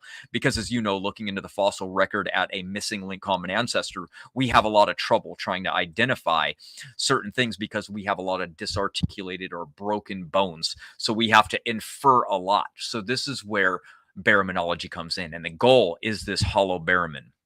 And we do draw the line in ancestry, family for the most part, and sometimes up to order. But we do have a line where things are broken off. Evolutionists have no line. They just keep going all the way back. That's why they'll say all the time, oh, are you a eukaryote? Therefore, in their mind, you're related to yeast because they don't have any borders. They have no boundaries. So we want to get a successive approximation of where these lines are drawn. And we want to look at the diversity and say, is this chart here true? Like, how many of these things are related to one another?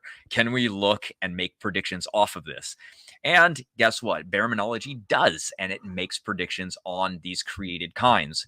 And this is what's good. So this does make testable predictions, which is again the gold standard. So no matter how much you might dislike this type of science, either side, it doesn't really matter because it is predictable and testable, and that's what matters most.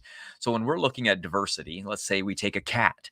We go, well, how much diversity is in the cat kind? That one on the bottom is a little tiny house cat, and on the top one above it is a big cat, a lion, a tiger.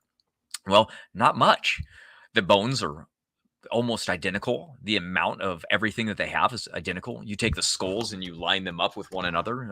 Basically, the only real difference is size. You get a little bit of morphology difference. Some size, little nose difference. A little wider in certain areas and narrower. So there's not a lot of diversity in cats. So we had to assume that all cats are related. And therefore, we got to track it back to the most recent common ancestor. Now, that gets a little bit more unique when we're looking at human beings, right? Because there are humans and there's a lot of diversity going on. And so we have to look now, what is the limits of this barrier in it when we look at humans? Because we see some that have a little bit of receded chin, but we notice something consistent. They all have noses, right? They all have foreheads. So we all have flat teeth. We don't have extending canines. So we notice that there are features, again, that are very similar. And when we notice these similarities, it's being charted into this baramological thing. And therefore, when we look at something like this, we go, what is this? Can we spot the one that's out of place by looking at this? And just briefly scanning this after what we just went over, we can identify which one would be a primate. And we can do that simply by looking at that physical features that we have in this chart by going, yes, it's there right in the middle. And we can see that there's no nose bone. There's the really distended face with canines. And it's been enlarged to trick you guys, of course, because if I made it the size of a primate, it would be much smaller. So being enlarged a little bit kind of fools people. But there you go. There is a primate mixed in that's easily identifiable. And there's a lot of diversity in human beings, as you can see, right? There's a lot, but the diversity can be accounted for and plotted. So when we look in certain places, for example, this one place over in Europe, right above Turkey, we find all of these skulls in the exact same region. And there's a lot of diversity in these skulls, and they were all living in the same place at the same time. So when we see a lot of diversity, it can be plotted. We are now able to say, okay, all of these clearly are human because they're living together, they're communicating with one another, reproducing with one another. So there we go. We have a lot of diversity. But now how can we split that diversity up and what predictions can be made? Baraminology came along and said, we're going to make some predictions early on, even though we don't have the postcranial data yet from Todd Wood and Peter. And they came out and said that Homo habilis and Sediba are going to be predicted to end up being human beings, and they will be plotted with other humans. And then these are the non-human types over here on this side. And you can see Sahelanthropus sagensis was placed over here before the data was in, again by Todd Wood. And that actually ended up being true. Evolutionists lined these up and said Sahelanthropus sinensis is actually the first link of the chain leading to human beings. So it was the most important link of the chain. And if you go, even today, I made this morning, Sahelanthropus sinensis is one of the oldest known species of the human family. This is on Smithsonian's very website. And so that's still there today. And what do we know from the new evidence? Well, guess what? It was not human after all. That's right. They went back to the site and they discovered that the new evidence from finding the bones around it showed that it was not an ancestor to the earliest human ancestors at all, and doesn't even belong in the family tree at all. So again, evolution completely failed, even though they still teach it, and they still it's still going to be on their website for probably who knows how long. And it was a prediction that was made by young Earth creationists that we got right. And there's another really good one here that you guys might remember, named Ida, a very popular one. Evolutionists pushed this like crazy. They pushed it so much that actually they put it on Google for a while. It was the 2 O's in Google, and Ida was pushed as the major missing link that was the root ancestor of human beings. And then they came out later and said it was nothing whatsoever to do with the origins of higher primates. So by 2010, it was X'd out, and then they erased it from the history books. They brushed it under the rug as fast as they could, and then hailed it. It was hailed as a missing link, just incorrectly. We were a little bit wrong about that. It's no big deal. So when you see these phylogenetic charts with Richard Dawkins here pointing at these missing links, humans right next to these chimpanzees, these charts are made with so much assumption. It's absolutely hilarious. And the predictive power, even of these barometrological charts being done by young Earth creationists, are still better than the evolutionary charts because they don't have any good future testable prediction power coming from their charts. So I find that pretty hilarious myself, that they have their own system that's been out for a very long time, and they completely fail on all their predictive power.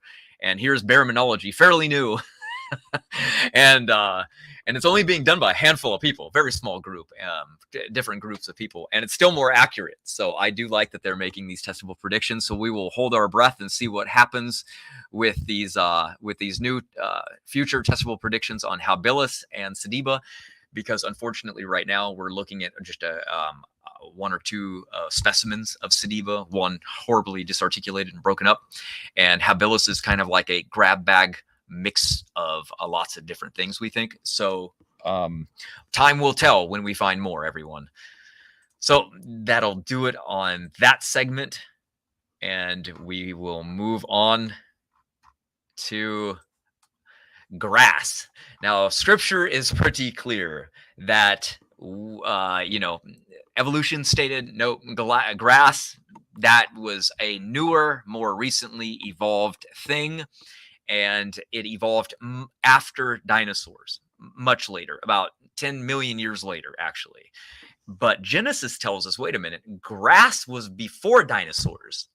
So what's going on here? What are we going to find? Were dinosaurs walking around on grass? Were they eating this? Because that's what we would expect to find if young Earth creation is true.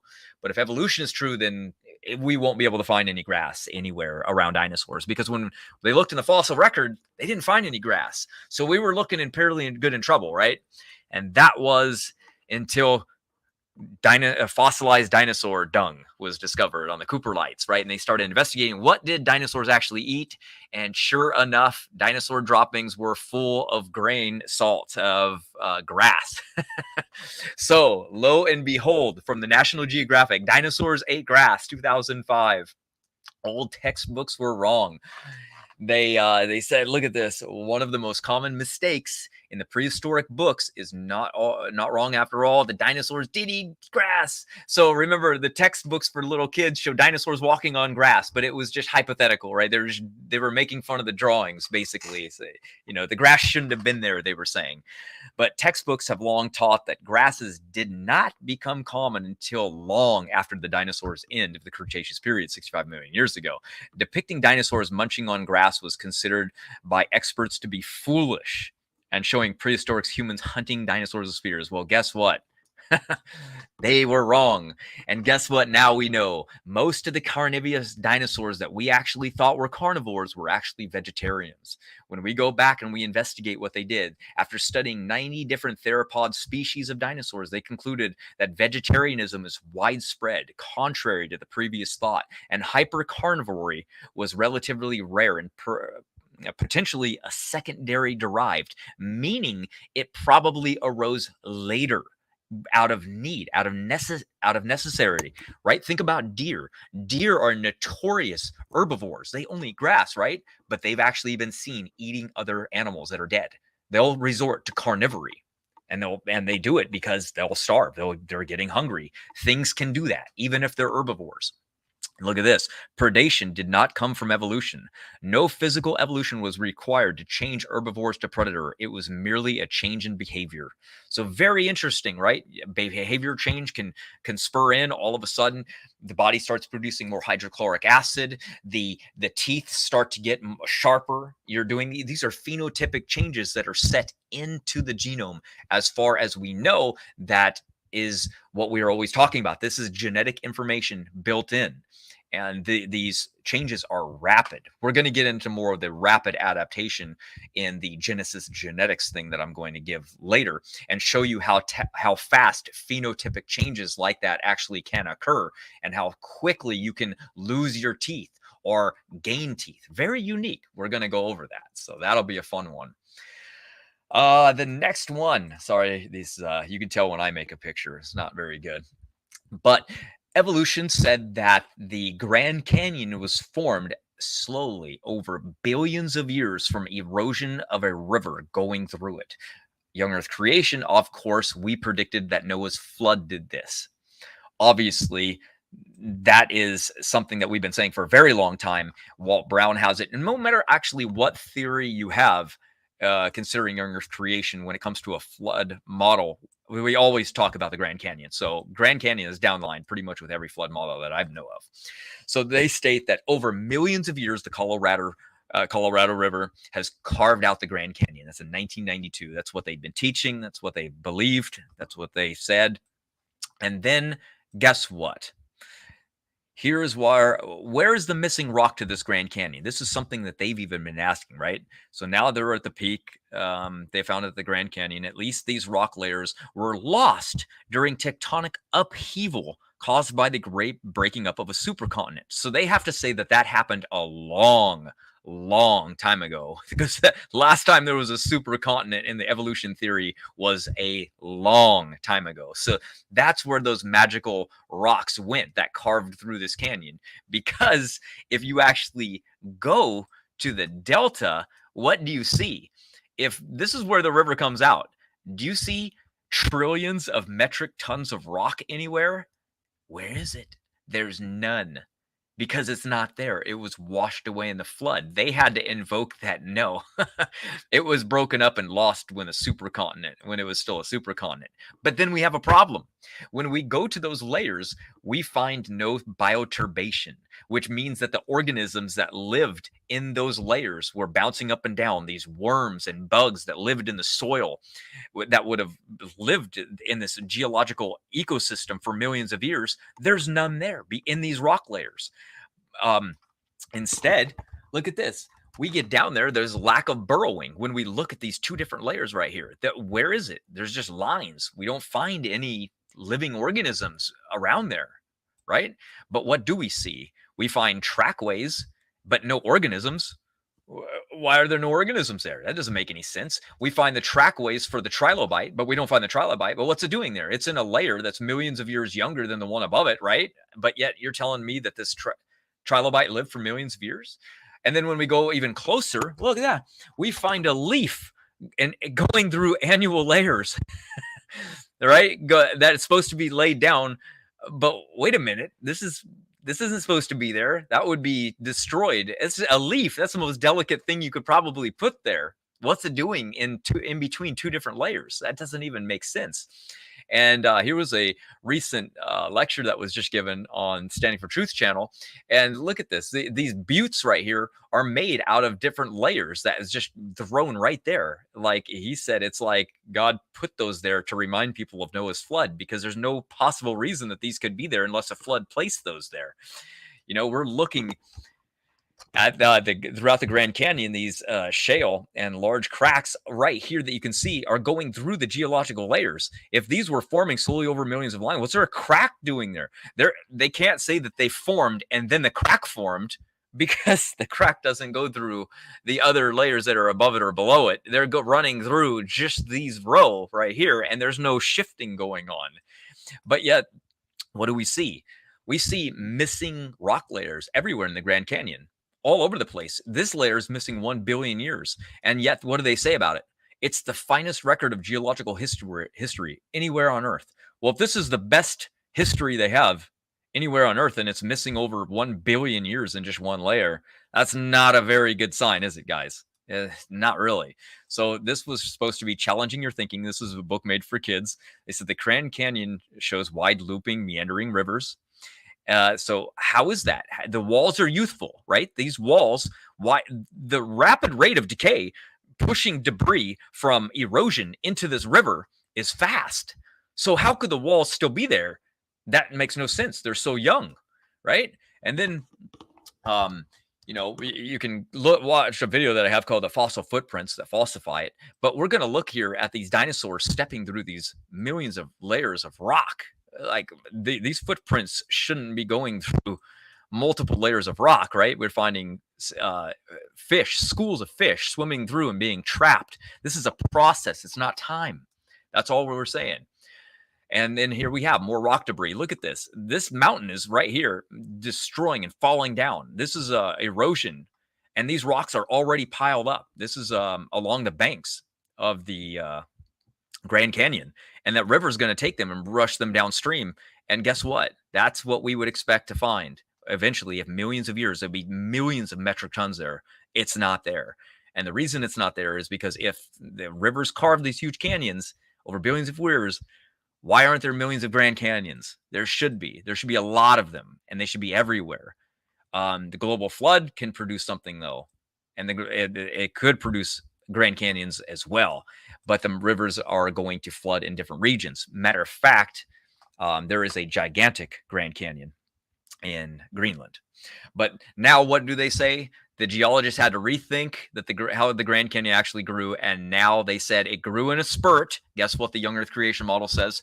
We said the mountains formed at the end of the flood fast, and it formed from massive flooding. What they have to do to save themselves? Well, it happened 750 million years ago. So young Earth creation wins yet again. They had to concede to it forming from a flood and that it formed rapidly. It could have never formed slowly because the geological and visible and physical evidence isn't there in any way, shape, or form. It's just missing in all over the place.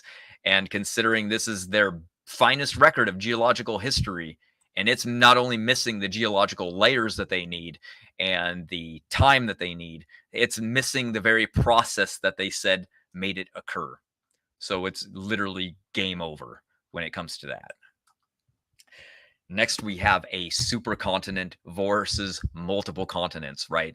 A lot of people believed at the time that the continents were set in and that they were stationary and they did not move. And creation was the first one to predict, nope, the continents were actually probably different in the past, right? We read about a Noah's flood, and that's what we would expect. So Antonio Snyder Pellegrini was the first one who actually looked at the continents and said, hey, if you puzzle them together, it seems like they're joined into one single supercontinent. And if you go back to the earliest books, I actually found it. And it states right here in 1856, by the early 1900s, a number of European geologists accepted the idea of continental drift. So we actually find that this was the first person to predict a supercontinent, and he was a young Earth creationist. And he wrote it in French, of course, the original book, but he stated that the Earth looked like it was due to biblical events. And it was the first time that the continents that surrounded the Atlantic Ocean were brought together ever. And here's the original image that you guys can see in 1856. And it wasn't until years, decades later, that they finally confirmed, looking over at the evidence, saying, look at this. If we puzzle these continents together, we find the fossils that match each continent before it broke apart. And that's what confirmed Pellegrini's, the young Earth creationist prediction of a supercontinent, was actually true. So before modern day plate tectonics, the scientific community firmly believed that the continents and oceans were permanently fixed on the young Earth, or on the Earth's surface. That was old. And then Pellegrini noticed in Genesis 1 that God gathered the waters all together in one place, like a jigsaw puzzle on one supercontinent that must have broken apart at some point, right? Probably during Noah's flood. So there we have it yet again, another young Earth creationist using scripture, making a prediction. And then there we have it. And then we have the continental movement versus continental fixation. So now what do we have? We have the slow uniformitarianism prediction of the slow spread of 3 to 6 inches per year. It's uniformitarianism. But the young Earth creationists came along with catastrophic plate tectonics, and we said no. So Tim Clary, in his book Carved in Stone, Geological Evidence of a Worldwide Flood, he predicted that the seafloor spreading would show signs of slowing down in rock layers that we young Earth creationists interpreted to having been occurred in the late receding phase of the flood, which correlates to the end of the Tejas megasequence about 4,500 years ago. Predictions were made on what rock layers would show the different rates of movements. In 2020, the results from Brown University, not even a young Earth creationist, the University of California, Santa Barbara, examined the spreading rates of 18 different ocean ridges and confirmed these predictions. The greatest slowing of the spreading rates and subduction rates coincide with the early Pleistocene and the late Tejas megasequence, when most of the world's plates had nearly stopped. This is also when we see that the flood had nearly drained off all of the continents. So when we look at the maps in the late Tejas, we see that this is the flood waters receding off the continents and the plates that would have been around it. And it is exactly what was predicted. These are the ages that correlate right with it. And we can see it on all the different continents that have been tested so far. And again, this is a catastrophic plate tectonics prediction that was made way ahead of time and way up here in the Zuni and Tejas megasequences, where they were predicting this is when the flood started, this is where it will move the fastest, and this is when it'll start to slow down, and this is when it'll stop. And they got everyone right. So powerful predictive power. So is the seafloor always changing? It's an ever-renewing system of creation and destruction that shapes it. Right now, the new research in geophysical research letters suggests that the process is slowing down. So even the secular community now are noticing that there's a slowing process. So how did they discover this? Man, that picture's horrible. They took boats, they did sonar scanning of the ocean floor, and they ran it over, and they followed the tracks, and they followed the mid-Atlantic ridge, and they said, "Oh my gosh, this is evidence that there was a different speed of these movements." And the young Earth creationists were like, "Exactly, it's what we've been saying." So made a video on it not too long ago. It's on both of our channels. It's called "The New Predictions of the Flood Confirmed." It's a short 5-minute video. And if you guys want to read more of it, here's the answers in Genesis written by Dr. Andrew Snelling in 2015 on more evidence for rapid genomic or geomagnetic reversals, something Donny mentioned earlier. So again, we have young Earth creationists on the flood, evolution devastated yet again. We shall move on. Next one. That's right, everybody. Comets brought the oceans from space and put them into our oceans. What do you think of that? Make sense? That's what evolution predicted. Earth was formed by meteors, and our oceans Another evolutionary fairy tale, eh, brother? That's right, man. They just throw them out one after the other. They don't even worry if they're going to fail as a prediction. Do you know why? They'll just say, "Oh, well, we learned more." Well, and that's why I'll just add this, because I find it hilarious when we debate these guys or review their videos or moderate their debates. They'll say the evolution model makes so many testable predictions, and look at all these ones that have been confirmed. But yet, what they don't talk about, Matt, is the fact that the ones that they say are confirmed were actually not confirmed. They actually failed, like Tiktaalik, right? Yeah. Where we find tetrapod foot tracks 20 million years, according to their model and timescale, before predating Tiktaalik, tetrapod foot track. So that doesn't work. The prediction with the chromosome 2 fusion, as you like to point out, there was a problem. Humans have 46 chromosomes, and the great apes, which the evolutionists will just say, we're a human ape, but chimpanzees, for example, have 48. So to them, that's an issue. So they needed the fusion. Yeah. So they had to retrofit it. Well, maybe there was a fusion, and therefore, what they had to do is look in the genome and find anything that to them looks like a discrepancy, right? So where they found what they thought was the chromosome 2 fusion and propped it up like it was evidence for a past fusion, turns out it's not the case. That so-called fusion site actually represents an active promoter for a functional gene, an essential gene that overlaps it. So it's a promoter for that gene. It's a promoter for the DDX11L2 gene. You don't get highly essential genes by slamming together two chromosomes, okay? And then the so-called, remnant telomeric repeats actually turn out to be functional DNA elements that are involved in gene expression. And it turns out that there's a lack of ape-specific satellite DNA around human chromosomes that should be there, essentially, if there was a fusion event in the past. So my point is, brother, is even what they say is a confirmed prediction, when you actually look into it, it's not. It fails. And the ones that they do get right, it is a lucky guess, because as you're pointing out, they make hundreds and hundreds of predictions. They're just throwing things at the wall and they're just seeing what sticks. And it turns out a couple, not even impressive predictions may or may not stick. And even if you look into those, they're still a fail. But it's the creationists, as you're pointing out, like the cold slabs, prediction after prediction after prediction in the world of genetics.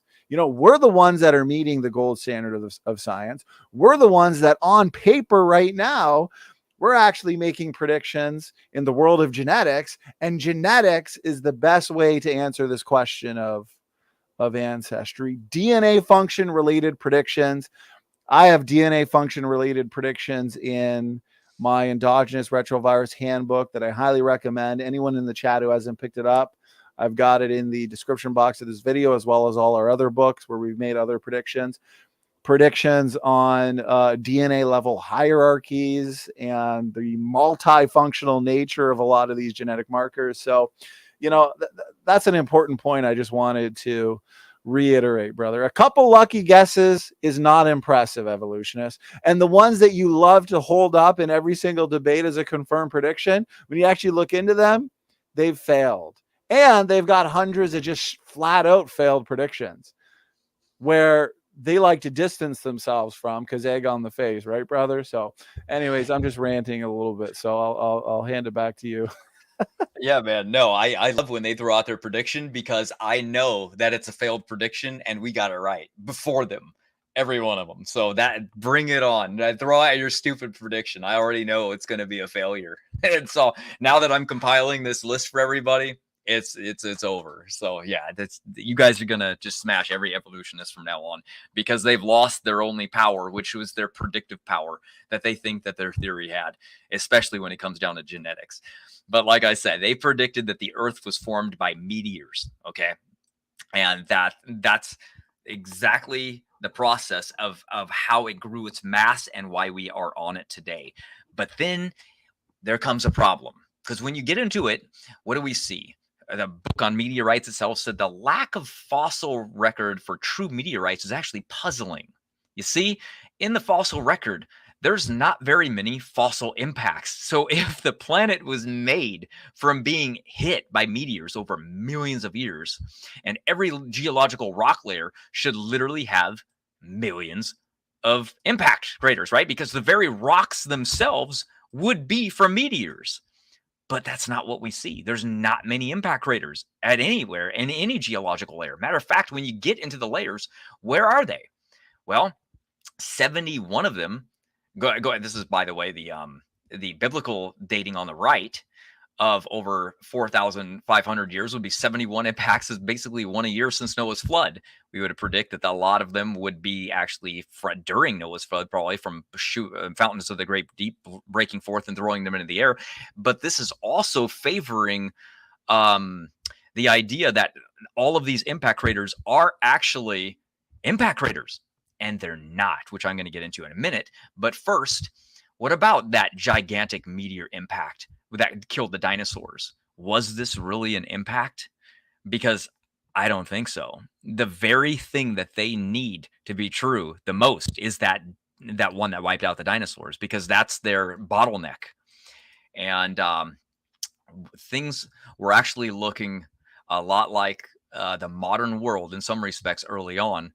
There was water, potentially some stable crust. It's not completely out of the question that there would have been a habitable world and life of some kind. Wait a minute. It's supposed to be a hellish, look at this, a hellish world being bombarded by meteors and no oxygen. How are you going to get life to form with oxygen when it oxidizes everything? You can't. You need no oxygen. You need this type of environment. But what are they saying? Look down here, a stoutly solid, temperate, meteor clear and watery world, and Eden from the beginning. These are secular scientists saying this. And what do we know about a world like this that's coming out of volcanism and lava's creating all these different rock layers? Well, guess what?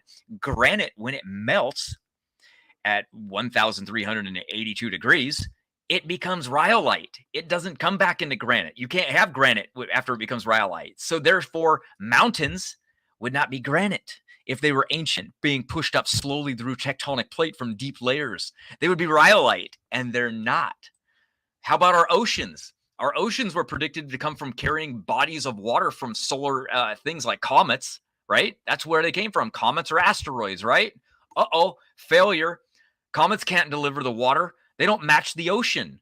They don't match anything. They would have to have the same type of mineral composition. They don't. So the ocean is no longer. How about the this one? How about, are they getting saltier? How about the oceans? We have a failure of the predictive power that the Earth was hit by meteorites and then it formed, and then we have a failure that the oceans came from comets or even asteroids, water inside. How about the salt in the oceans? Right? We have Edmund Halley. He said the saltiness of our oceans is increasing steadily. As young Earth creationists, we would have expected this, since it was not that long ago that the world was submerged in global flood, right? So in fact, the prediction was that the first proposed by Isaac Newton, whose colleague, he was a Christian creationist and a member of the Church of England, Sir Edmund Halley. He was famous for the comet that was named after him, Halley's Comet. And basically, what did we find? We looked over and we were like, wait a minute, there's an upper limit to how much salt or the oceans before there's an equilibrium reached. And it's only 62 million years. So how could the oceans be billions of years old? So if you want to read more on those, there's the Ocean Salty articles from ICR and creation.com. So they've completely failed yet again. Absolutely miserable when it comes to the Earth and the oceans in like every regard. And then it gets even funnier, because how about marsupials? They said that marsupials originated in Australia. Oh, sorry. I saw you full screen. You want to say something? No, you're good. You're good, brother. Okay. All right. We have biblical model says the ark landed and the animals got off. They diversified. They filled the world through migration. They said, no, Australia is where the marsupials evolved, and this was an island, so they cannot have gotten anywhere else, and that's where they came from.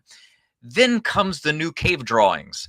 If that's a dinosaur, I don't know what I'm doing in my life. I need to retire from everything, because that is not a dinosaur. That is a kangaroo. That is a marsupial. And guess what? This marsupial drawings that they're finding are in India. They're not in Australia. And they date these as very old, not being in Australia. So therefore, kangaroos have challenged the evolution theory yet again, finding these ancient drawings throughout India in cave drawings that you can find online yourself and look at. And it's very vivid. They're very easy to see. And they said, interesting, marsupials must have been, they must have gone that way and died. It's like, no, it's reverse. They hopped their way over there. When the land bridge was there, the ocean levels rose and it trapped them. That's why when we look at the diversity of marsupials on maps, they're not confined to Australia. We find them in North America and South America as well. Not what they predicted whatsoever. And then what did we say when you Google it now? Did marsupials evolve in Australia? I'm sorry. They said marsupials absolutely categorically did not originate in Australia now. And that's why when the evolutionist likes to ask, how did the kangaroos get to their present locations, and the best answer to give them is the same way that they get wherever they go. They hopped. That's how they get everywhere. Yeah. Exactly. How do animals get where they go? Well, guess what? There's a lot of different ways. The flood waters were receding. They might have been able to float on debris. They could have hopped there. There's also the consideration of where did they land? This is the furthest part away from where Noah's Ark could have been if you place it on Mount Judy. That's the farthest possible location they consider the Ark to be. I've placed the Ark myself over here from the Book of Jubilees, placing it in the highest mountains on earth. And so that would be the shortest distance. Again, not too far in general when you've got, 1,000, 2,000 years to hop your butter all over the earth, so I explain the genetic diversity pretty easy. And then guess what? If you go by the fossil record, which is what they do now, they found the oldest marsupial, basically something with a pouch, over here in China. Guess where I placed it? Noah's Ark, right on the Himalayan mountains, which is right next to China. And that's where they would have gotten off. And the Metatheria are marsupials like the kangaroo, which they have now found in China as the oldest living ancestral species.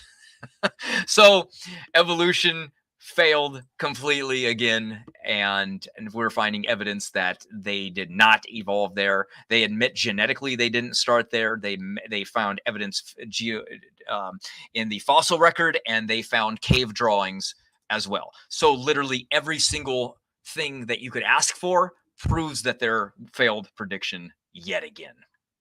Good times. How about language?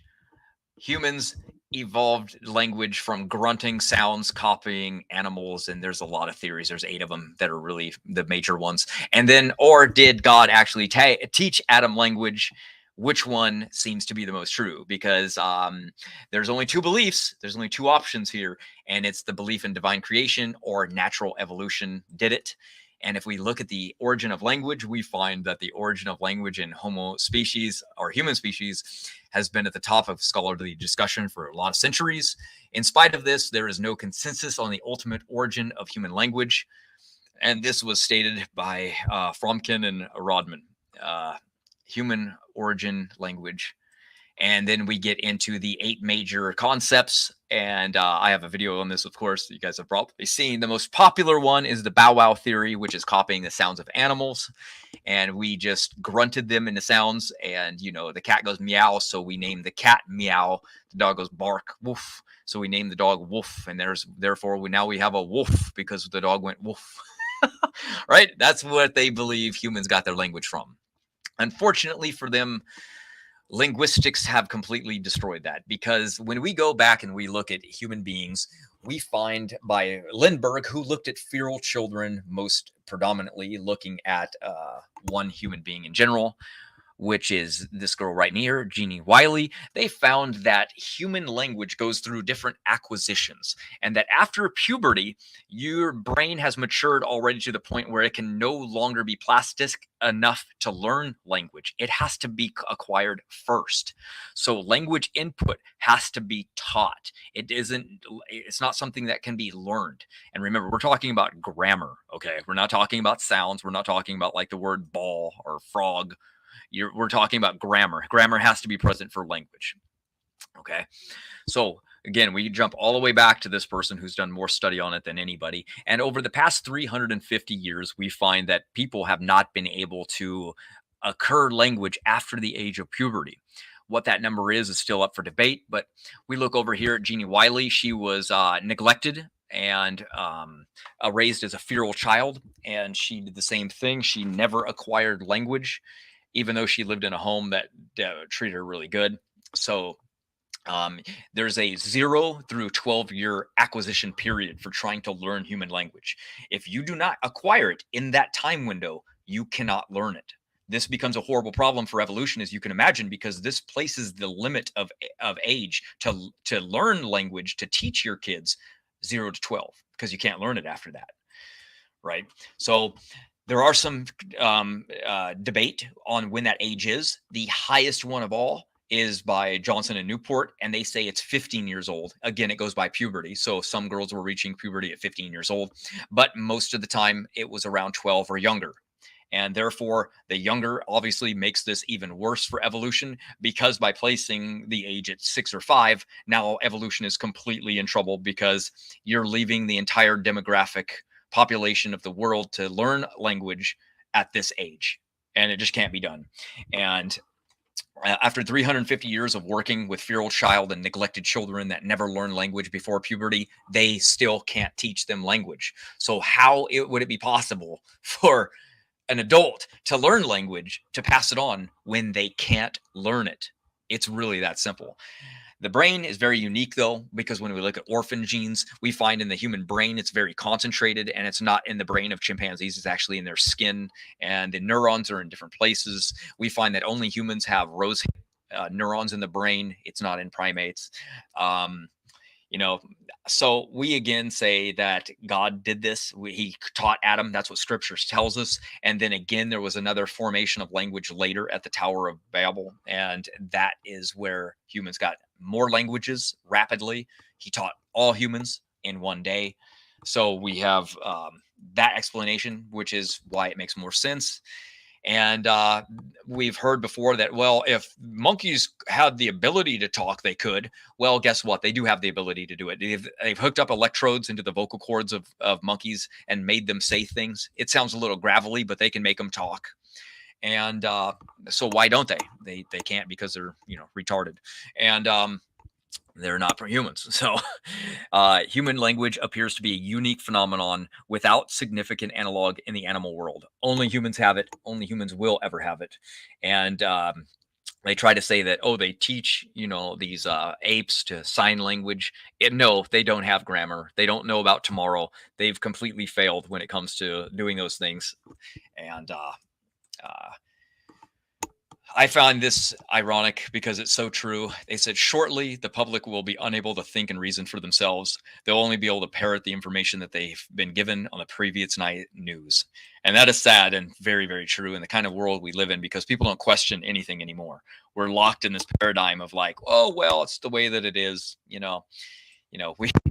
look at this world and we see creation. They see evolution. Like, there's no oxygen in this part of the world, right? And we say, wait a minute, God created the world to be inhabited. That's what Scripture tells us. Evolution doesn't care about that. It's just like, well, whatever. No, we from eons of death and decay, life arose. That's just, we got luck of the draw, right? So they said that their atmosphere had no oxygen, and they have to say that. Why? Because oxidation would kill anything. So all of their abiogenesis requires that. And how do we know? Because it just is. That's what we know. Oxidation is a horrible thing. And what do we find? Where do we go here? Well, Dustin Trail analyzed serum in Zychron, which are crystals, to find higher oxidation than previously anticipated. That means suggesting that there's more oxygen in the atmosphere than Miller presumed from the Muller-Urey experiment. Remember, he erased oxygen so he could get his Muller-Urey experiment to prove that life can arise. And then what do we see? Oh, look at that. Life, the world was watery, full of oxygen, and an Eden from the beginning. So again, evolution completely destroyed and creation confirmed. And it's so simple, we look at things from totally different windows when we look through the eyes of a creationist and an evolutionist, because when I believed in evolution, I didn't really question too much. When I was like, okay, the ginkgo biloba tree is 300,000 years old. It's 300,000 years old. It's a really old tree. It must have lived when the dinosaurs were around. You guys can find that because it's actually in my original book on health. So obviously I believed it. I didn't even question it. Then I started to question. I'm like, there's some discrepancies going on here.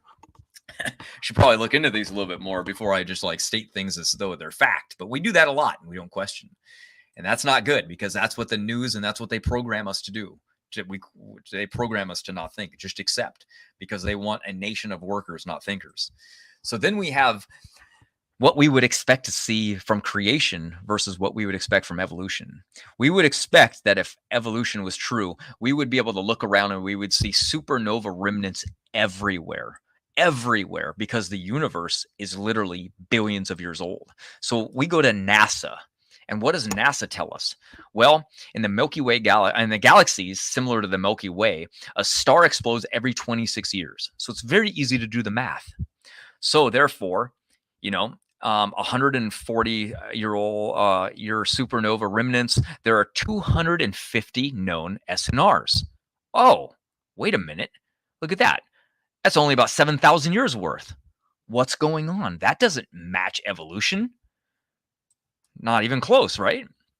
So here we get, at a rate of the supernovas are occurring in galaxies, we only have about 7,000 years worth of these remnants. These are secular. This is NASA stating this. This isn't just like me throwing this together. These supernova remnants should be everywhere, and they're visible.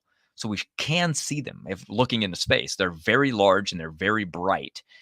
So for the lack of evidence, evolutionists have to use time. This is their rescue device, right? No matter how much evidence points to it, just add time, they'll get rid of it. So they want us to believe that all these SNRs only leave a trace of their existence for 7,000 years, and then they disappear so much that they cannot be seen anymore. That's what they want you to believe. Okay, think about that. Use basic logic on that one. Okay, they want. By the way, the coincidence lands on the biblical timeline is pretty funny and ironic to me. But the frequencies of these supernova are without a doubt. I mean, they've been adding them up for quite a while, and we can read through the data that it just doesn't match. And they, of course, they have rescue devices. They always do. They're like, well, we don't see them. We'll find more of them later. There's always something, but they're so bad. They're desperation at this point. And it's funny too, because why does everything keep pointing back to the young Earth? It doesn't have to point to the young Earth creationist timeline, but yet everything points right there. How about the angular momentum paradox, right? This isn't very good for them. Planets are tilted to their side, but they shouldn't be tilted, right? They should be flat. Like, why is Saturn tilted on its side so we can see its rings? It should be flat. Why is the Earth tilted on its side? Well, that's the angular momentum problem, right? It represents 97% of the total angular momentum of these things. This angular momentum is a paradox, and it's misappropriated when we compare it to the model of the stellar birth. So another paradox arises. Like, how did they get turned like this? Like, why are they like that? It's like God tilted them on their side. There you go. Now you can see the rings better. I hope you enjoy it. It's amazing. So Dr. Panizza says that the best data we have are exactly what I would have predicted had I got nothing but the first 5 books of Moses.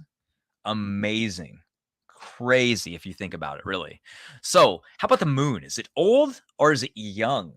Because here's a concept that we're not supposed to use anymore. The young Earth creationists aren't supposed to use it, but I'm going to use it, and I'm going to tell you why to use it and why it's still a good argument to use. So what happened is they predicted that there would be layers, even several miles deep, of dust on the moon, considering how old it is. If you go back into the text, they said before 1969, there was a great deal of research to determine what the surface of the moon would be like, right? How many feet thick is sand? They needed to know because they had to land the lunar module on there, as you could see the wide base. So they knew they had to come down on this, and they definitely assumed that was a huge debate at the time. How many feet thick is it? Not is it going to be that way? Also, how thick was it? Is it going to be rich, dense and heavy, or is it going to be fine dust? That was another argument. It wasn't predicted ever that it was going to be a very fine thing of dust and debris. No, they said, no, it's going to be thick. Now, is it going to be soft or hard? We don't really know. So they prepared, and they prepared by putting huge bases on the lunar module so they could sink into it. You know, the wider the base, it's like skis, you know, longer the skis, the better. You're not going to sink in. The easier it becomes. So the reason I use this is because predictions, right? So even though they say now that solar winds and meteor impacts hitting the moon could blow the debris and the sand dust away, it still counts as a failed prediction on their side.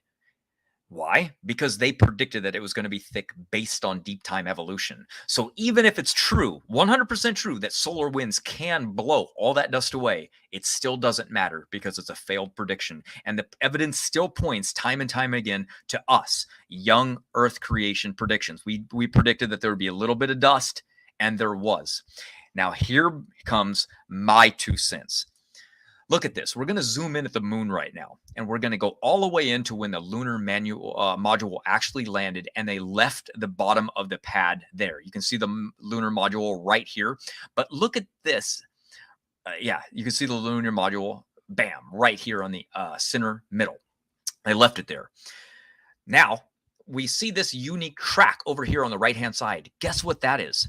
Those are foot tracks from the people walking on the moon that are still there. They walked all the way over there. This was 50 years ago, by the way. They went back, and guess what? The tracks are exactly the same. So my logical question would be, wait a minute, if there is solar winds blowing sand off the moon, and that's why it's not there, how come after 50 years, the footprints are no different from the first day they stepped there 50 years ago? So I think the argument still holds philosophically, logically, scientifically, that their rescue device is wrong and the moon is young based on there being a lack of dust and solar winds not being accounting for blowing all that sand off the moon. Because if it did, it would have been like a sand dune, and you would have been able to see no tracks left because wind would have blown it, especially from 50 years ago. So get out of here with that nonsense. That makes no sense logically at all. The next one. How about cosmic inflation or cosmic stability? Again, young Earth creation wins, because guess what? The universe had a beginning in the biblical creation, as where the biblical start of the universe for the other one was that it was no start at all. That's right. It was infinite. It was a static, eternal universe that lasted forever and will be eternal. And it was by Thomas Digges in 1590, probably. So this is the cosmological model in which the universe is both spatially and temporally infinite. And then we get down to the young Earth creationist, or I should say Catholic priest at the time. Who knows if he was young Earth creationist back then? Now they believe in evolution, but who knows back then? But guess what? A creationist predicted inflation and that the universe was expanding. And guess what?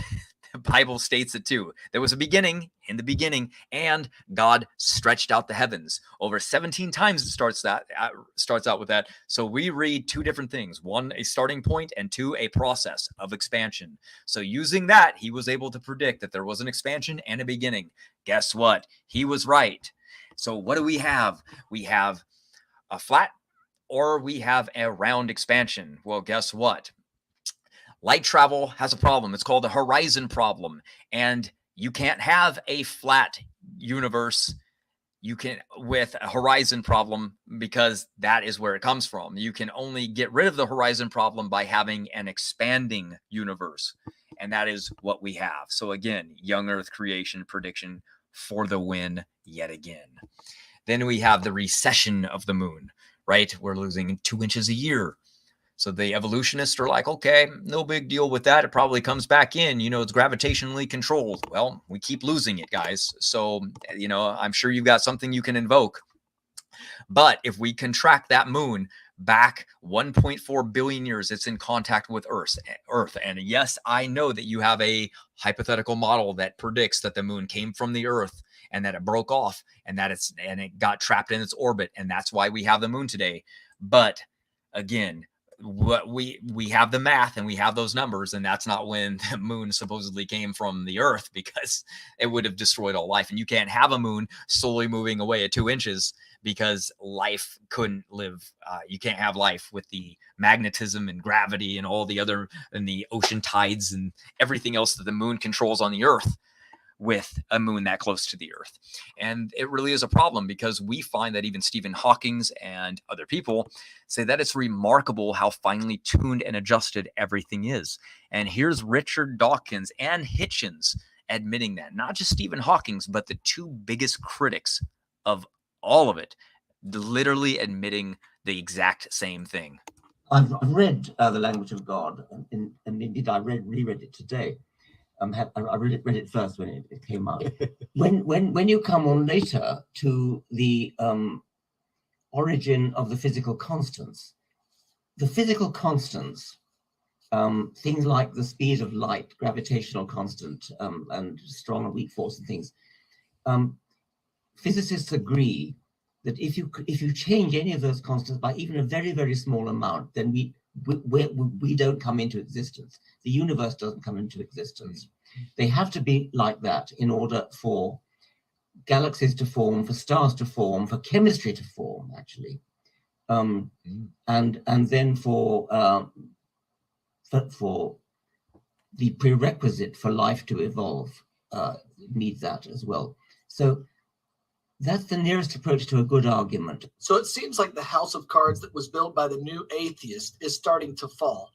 Not only does Richard Dawkins admit that the fine-tuning of the universe may be a very good argument for God, but also the late Christopher Hitchens did as well. Let's take a look. Quite certainly, we all asked, well, which is the best argument you've yet come up against from the other side? And I think every one of us picks the fine-tuning one. It's the most intriguing. The Goldilocks. Yeah. Okay. Fine-tuning that 1 degree, one hair different, nothing. So. One hair different, and you've got nothing. There's nothing so they admit that fine-tuning is obvious and clear, and it's the best argument that they've got. They have no answer to. And it's we've got evidence all over the place. We're just going over some of them today because these are the predictive powers that we keep mentioning, right? So here's one on comets, right? The Oort cloud is one that they predict came from, right? Comets are made of ice. Every time they pass near a sun, they lose mass. A comet could orbit for a maximum of 100,000 years before it runs completely out of material. So where do they come from? How are they? Where are they? Here's the rescue device that they use. They said the secular astronomers have proposed that there's a vast reservoir of potential comets basically hiding. They're orbiting beyond a visible solar system called an Oort cloud. This cloud is said to supply new comets as old ones are destroyed. Has anyone ever seen this? Absolutely not. So what do we have? We have this madness that I got right here. So that to deal with this paradox right here, evolutionists invented this hypothetical Oort cloud, but essentially it's another failed prediction. So there's zero observational evidence from this. Astronomers have found many objects beyond the orbit of Neptune, where the Kepler belt is supposed to be, but there isn't any clear signs that this is actually the Kepler belt, because there are different objects and different compositions than comets. So it might not even be it. So the only place that they think it is doesn't actually match what they need it to match. So secular scientists claim that comets are leftover fragments from the formation of the solar system 4.6 billion years ago. But how can that possibly be with comets? Because they just don't last that long. And why aren't there thousands of comets still visible? right? There's only a few. So scientists were shocked to discover that this dumbbell-shaped comet called Halley's Comet still it contains a large amount of carbon dioxide, and this CO2 was outgassing from the comet's nucleus. This is only possible if the comet is young, since CO2 is only ever able to escape from a comet's nucleus into outer space, right? You can't put it back in. It can only get out, right? So they wrote in a news report that said large amounts of carbon dioxide was inexplicable, right? They don't even know what to say about it. So to try and resolve this paradox, evolution's had to resort to invoking the idea that CO2 must be flowing back inside somehow. They gave no ability to say how, why, nothing. They just said it must happen. So unbelievable yet again. So the Oort cloud is just made up of the icy pieces. Sometimes those debris are jolted out of the cloud and towards the sun, becoming comets. This is what they said. So NASA claimed in 1995 that these pictures showed hundreds or to thousands of stars forming, which was at the base of the speculative EGG star formation theory. It has recently been tested independently with 2 infrared detectors that can see inside these dusty pillars. What did they find? Few stars were actually there. And 85% of the pillars had too little dust and gas to support star formation. The new findings also highlight how much astronomers still have to learn about star formation. Oh no, it's not a star nursery. The major thing they've been talking about and showing on the news for decades and telling everybody about, and all these people still believe to this day, and will believe for a long time, because when these things are wrong, they don't just like tell the public, they just sweep it under the rug, and all of a sudden you can't find the pictures anymore, and they don't talk about it anymore. Like Ida, right? They just, it's just gone. Don't bring that up again. Unbelievable, right? Just the list is so long. I covered like half these things, so I'll wrap it up. Let's I'll just go through a couple things that I thought were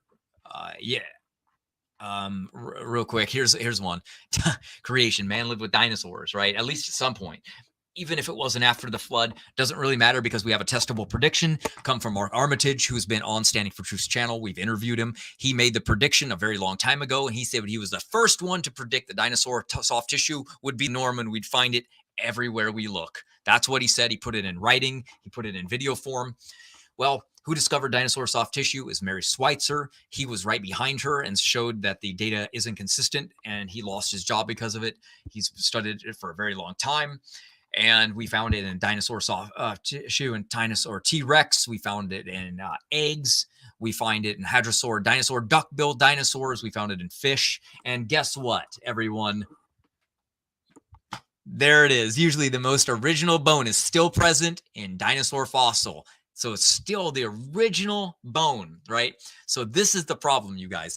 So they come up with these things that say, okay, everyone, it's no big deal that there's a blood cell right there, because you see, iron can saturate that, and iron is in the blood. It's called hemi-iron. And therefore, when it breaks apart, it can saturate that blood cell, and it'll protect it from breaking down. It'll also wrap around and saturate that other soft tissue over there on that side. Well, guess what? We've found 17 different types of soft tissue, not just blood and collagen, many different types of other things. But it also has a chemical process where the chemicals convert, okay? It's called racemization. And basically, life has left-handed amino acids. And over time, left-handed amino acids basically turn over until they're equally left-handed and right-handed. And that's what you have left. That process has an upper limit of 1 million years. So therefore, in all dinosaur tissue, because this is a chemical process that can't be slowed down by any known thing except for maybe inside of amber, like in Jurassic Park, that amber handle pimp staff that old man had. Well, yeah, like in that, right? So the amber can slow it down, but racemization happens anyway. Iron isn't going to slow that down. So the racemization process of left-handed amino acids in life converting over 1 million years would be equal 50-50. So when we look in dinosaur tissue, we should find all of it equally 50-50. Do we find that when we look in dinosaur tissue? We actually don't. We actually find that the upper limit right here, 1 million years. We get 10 with 5 zeros behind it, and 10 with 6 zeros behind it. That's the lower to upper limit for racemization rates. So not doing too good. So racemization absolutely destroys dinosaur chemicals as blood, anything, from being really, really old. It's done. He predicted that we'd find soft tissue in a lot of things, and we have. So that's been confirmed as well. And I just throw in these sayings because I find them pretty funny. They admit that you need imagination to believe in these different things. So this is the interview that we had with him. I recommend you come and check it out. It's Dinosaur Soft Tissue with Mark Armitage. He's a beast, and we can get him on again at any time. Here's intelligent design predictions that were actually made on biochemical complexity, fossil record, distribution of molecular and morphology characteristics. And then, of course, Walt Brown, an animal, has over 60 predictions, mostly around in the 1950s and 60s. But here's this confirmed predictions. He predicted we'd find salt on Mars, ocean levels would be rising, carbon-14 in ancient fossilized bones, pooled water under hills and mountains, asteroids and rocks that are magnetized, Earth rocks that would be found on the moon, water inside of large asteroids, deep canals under the Bosporus, and I don't even know how to pronounce that in place. Rocks on asteroids and comets will be rounded. And asteroids will have low density. So all of these were predictions that have been confirmed already. And he's just thinking, but he's made 60 of them, right? So he's pretty much a beast when it comes to predictions. Obviously, I have his that we can cover some other time, which was based on radiometric dating, which he said we would be able to predict radioactive elements as well. And again, he got right. So unless you want me to cover some more, let me know when to stop, my friend. Isn't that amazing that we've gone 2.5 hours of just nonstop predictions, retrodictions, refuting the critics? Maybe what we'll do, because I want to point out to the audience, guys, this is just a fraction. This is just a fraction of the overall evidence, the overall predictions. And Matt, very well-rounded presentation, brother. Astronomy, geology, biology, genetics, dinosaur soft tissue, a little bit of everything. And that's why I like to say, it's a great time to be a young earth creationist. It's a great time to be a biblical creationist in 2022. Why don't we wrap it up here, and then we'll do part 2, because I've got more slides I want to go through as well. And 2.5 hours goes by so fast when we're here dismantling evolution and confirming creation. Let me say this. We've just finalized the entire event, and it should all be scheduled in the next week or so. So September 5th to the 8th, and then the 9th, we have an evolution debate. So we're going to end the conference with a debate, with an epic one. So it'll be the 5th to the 9th, but technically the 5th to the 8th if we're just considering the presentation. So there's going to be 8 of us. Matt himself has been working on a must-watch presentation. It is going to give the fatal blow to evolutionism, although we've already given several fatal blows.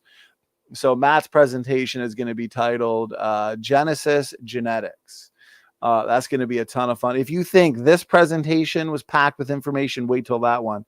Of course, I'll be giving a talk debunking the evolutionist favorite arguments. That's going to be fun. And yeah, again, we got 8 speakers. So Dr. Jerry Bergman's going to be here, Sal Jardina, Joseph Hubbard, of course, Professor David McQueen, George Bond. T-Rock's going to be giving a presentation debunking isochron dating. CJ Cox is going to be giving a presentation countering compromise. So stay tuned, guys. This is going to be fun. This is going to be fun. So Matt, retrodictions, testable predictions, confirmed predictions, as well as novel future predictions that we've gone over tonight. So very comprehensive, great job. Nearly 50 people still, and it's like, 7 in the morning. What we'll do, brother, is we'll also premiere this on your channel. I want to say tomorrow, but technically it's today. And then we'll do part 2 as well. So guys, here's what I want to leave you with.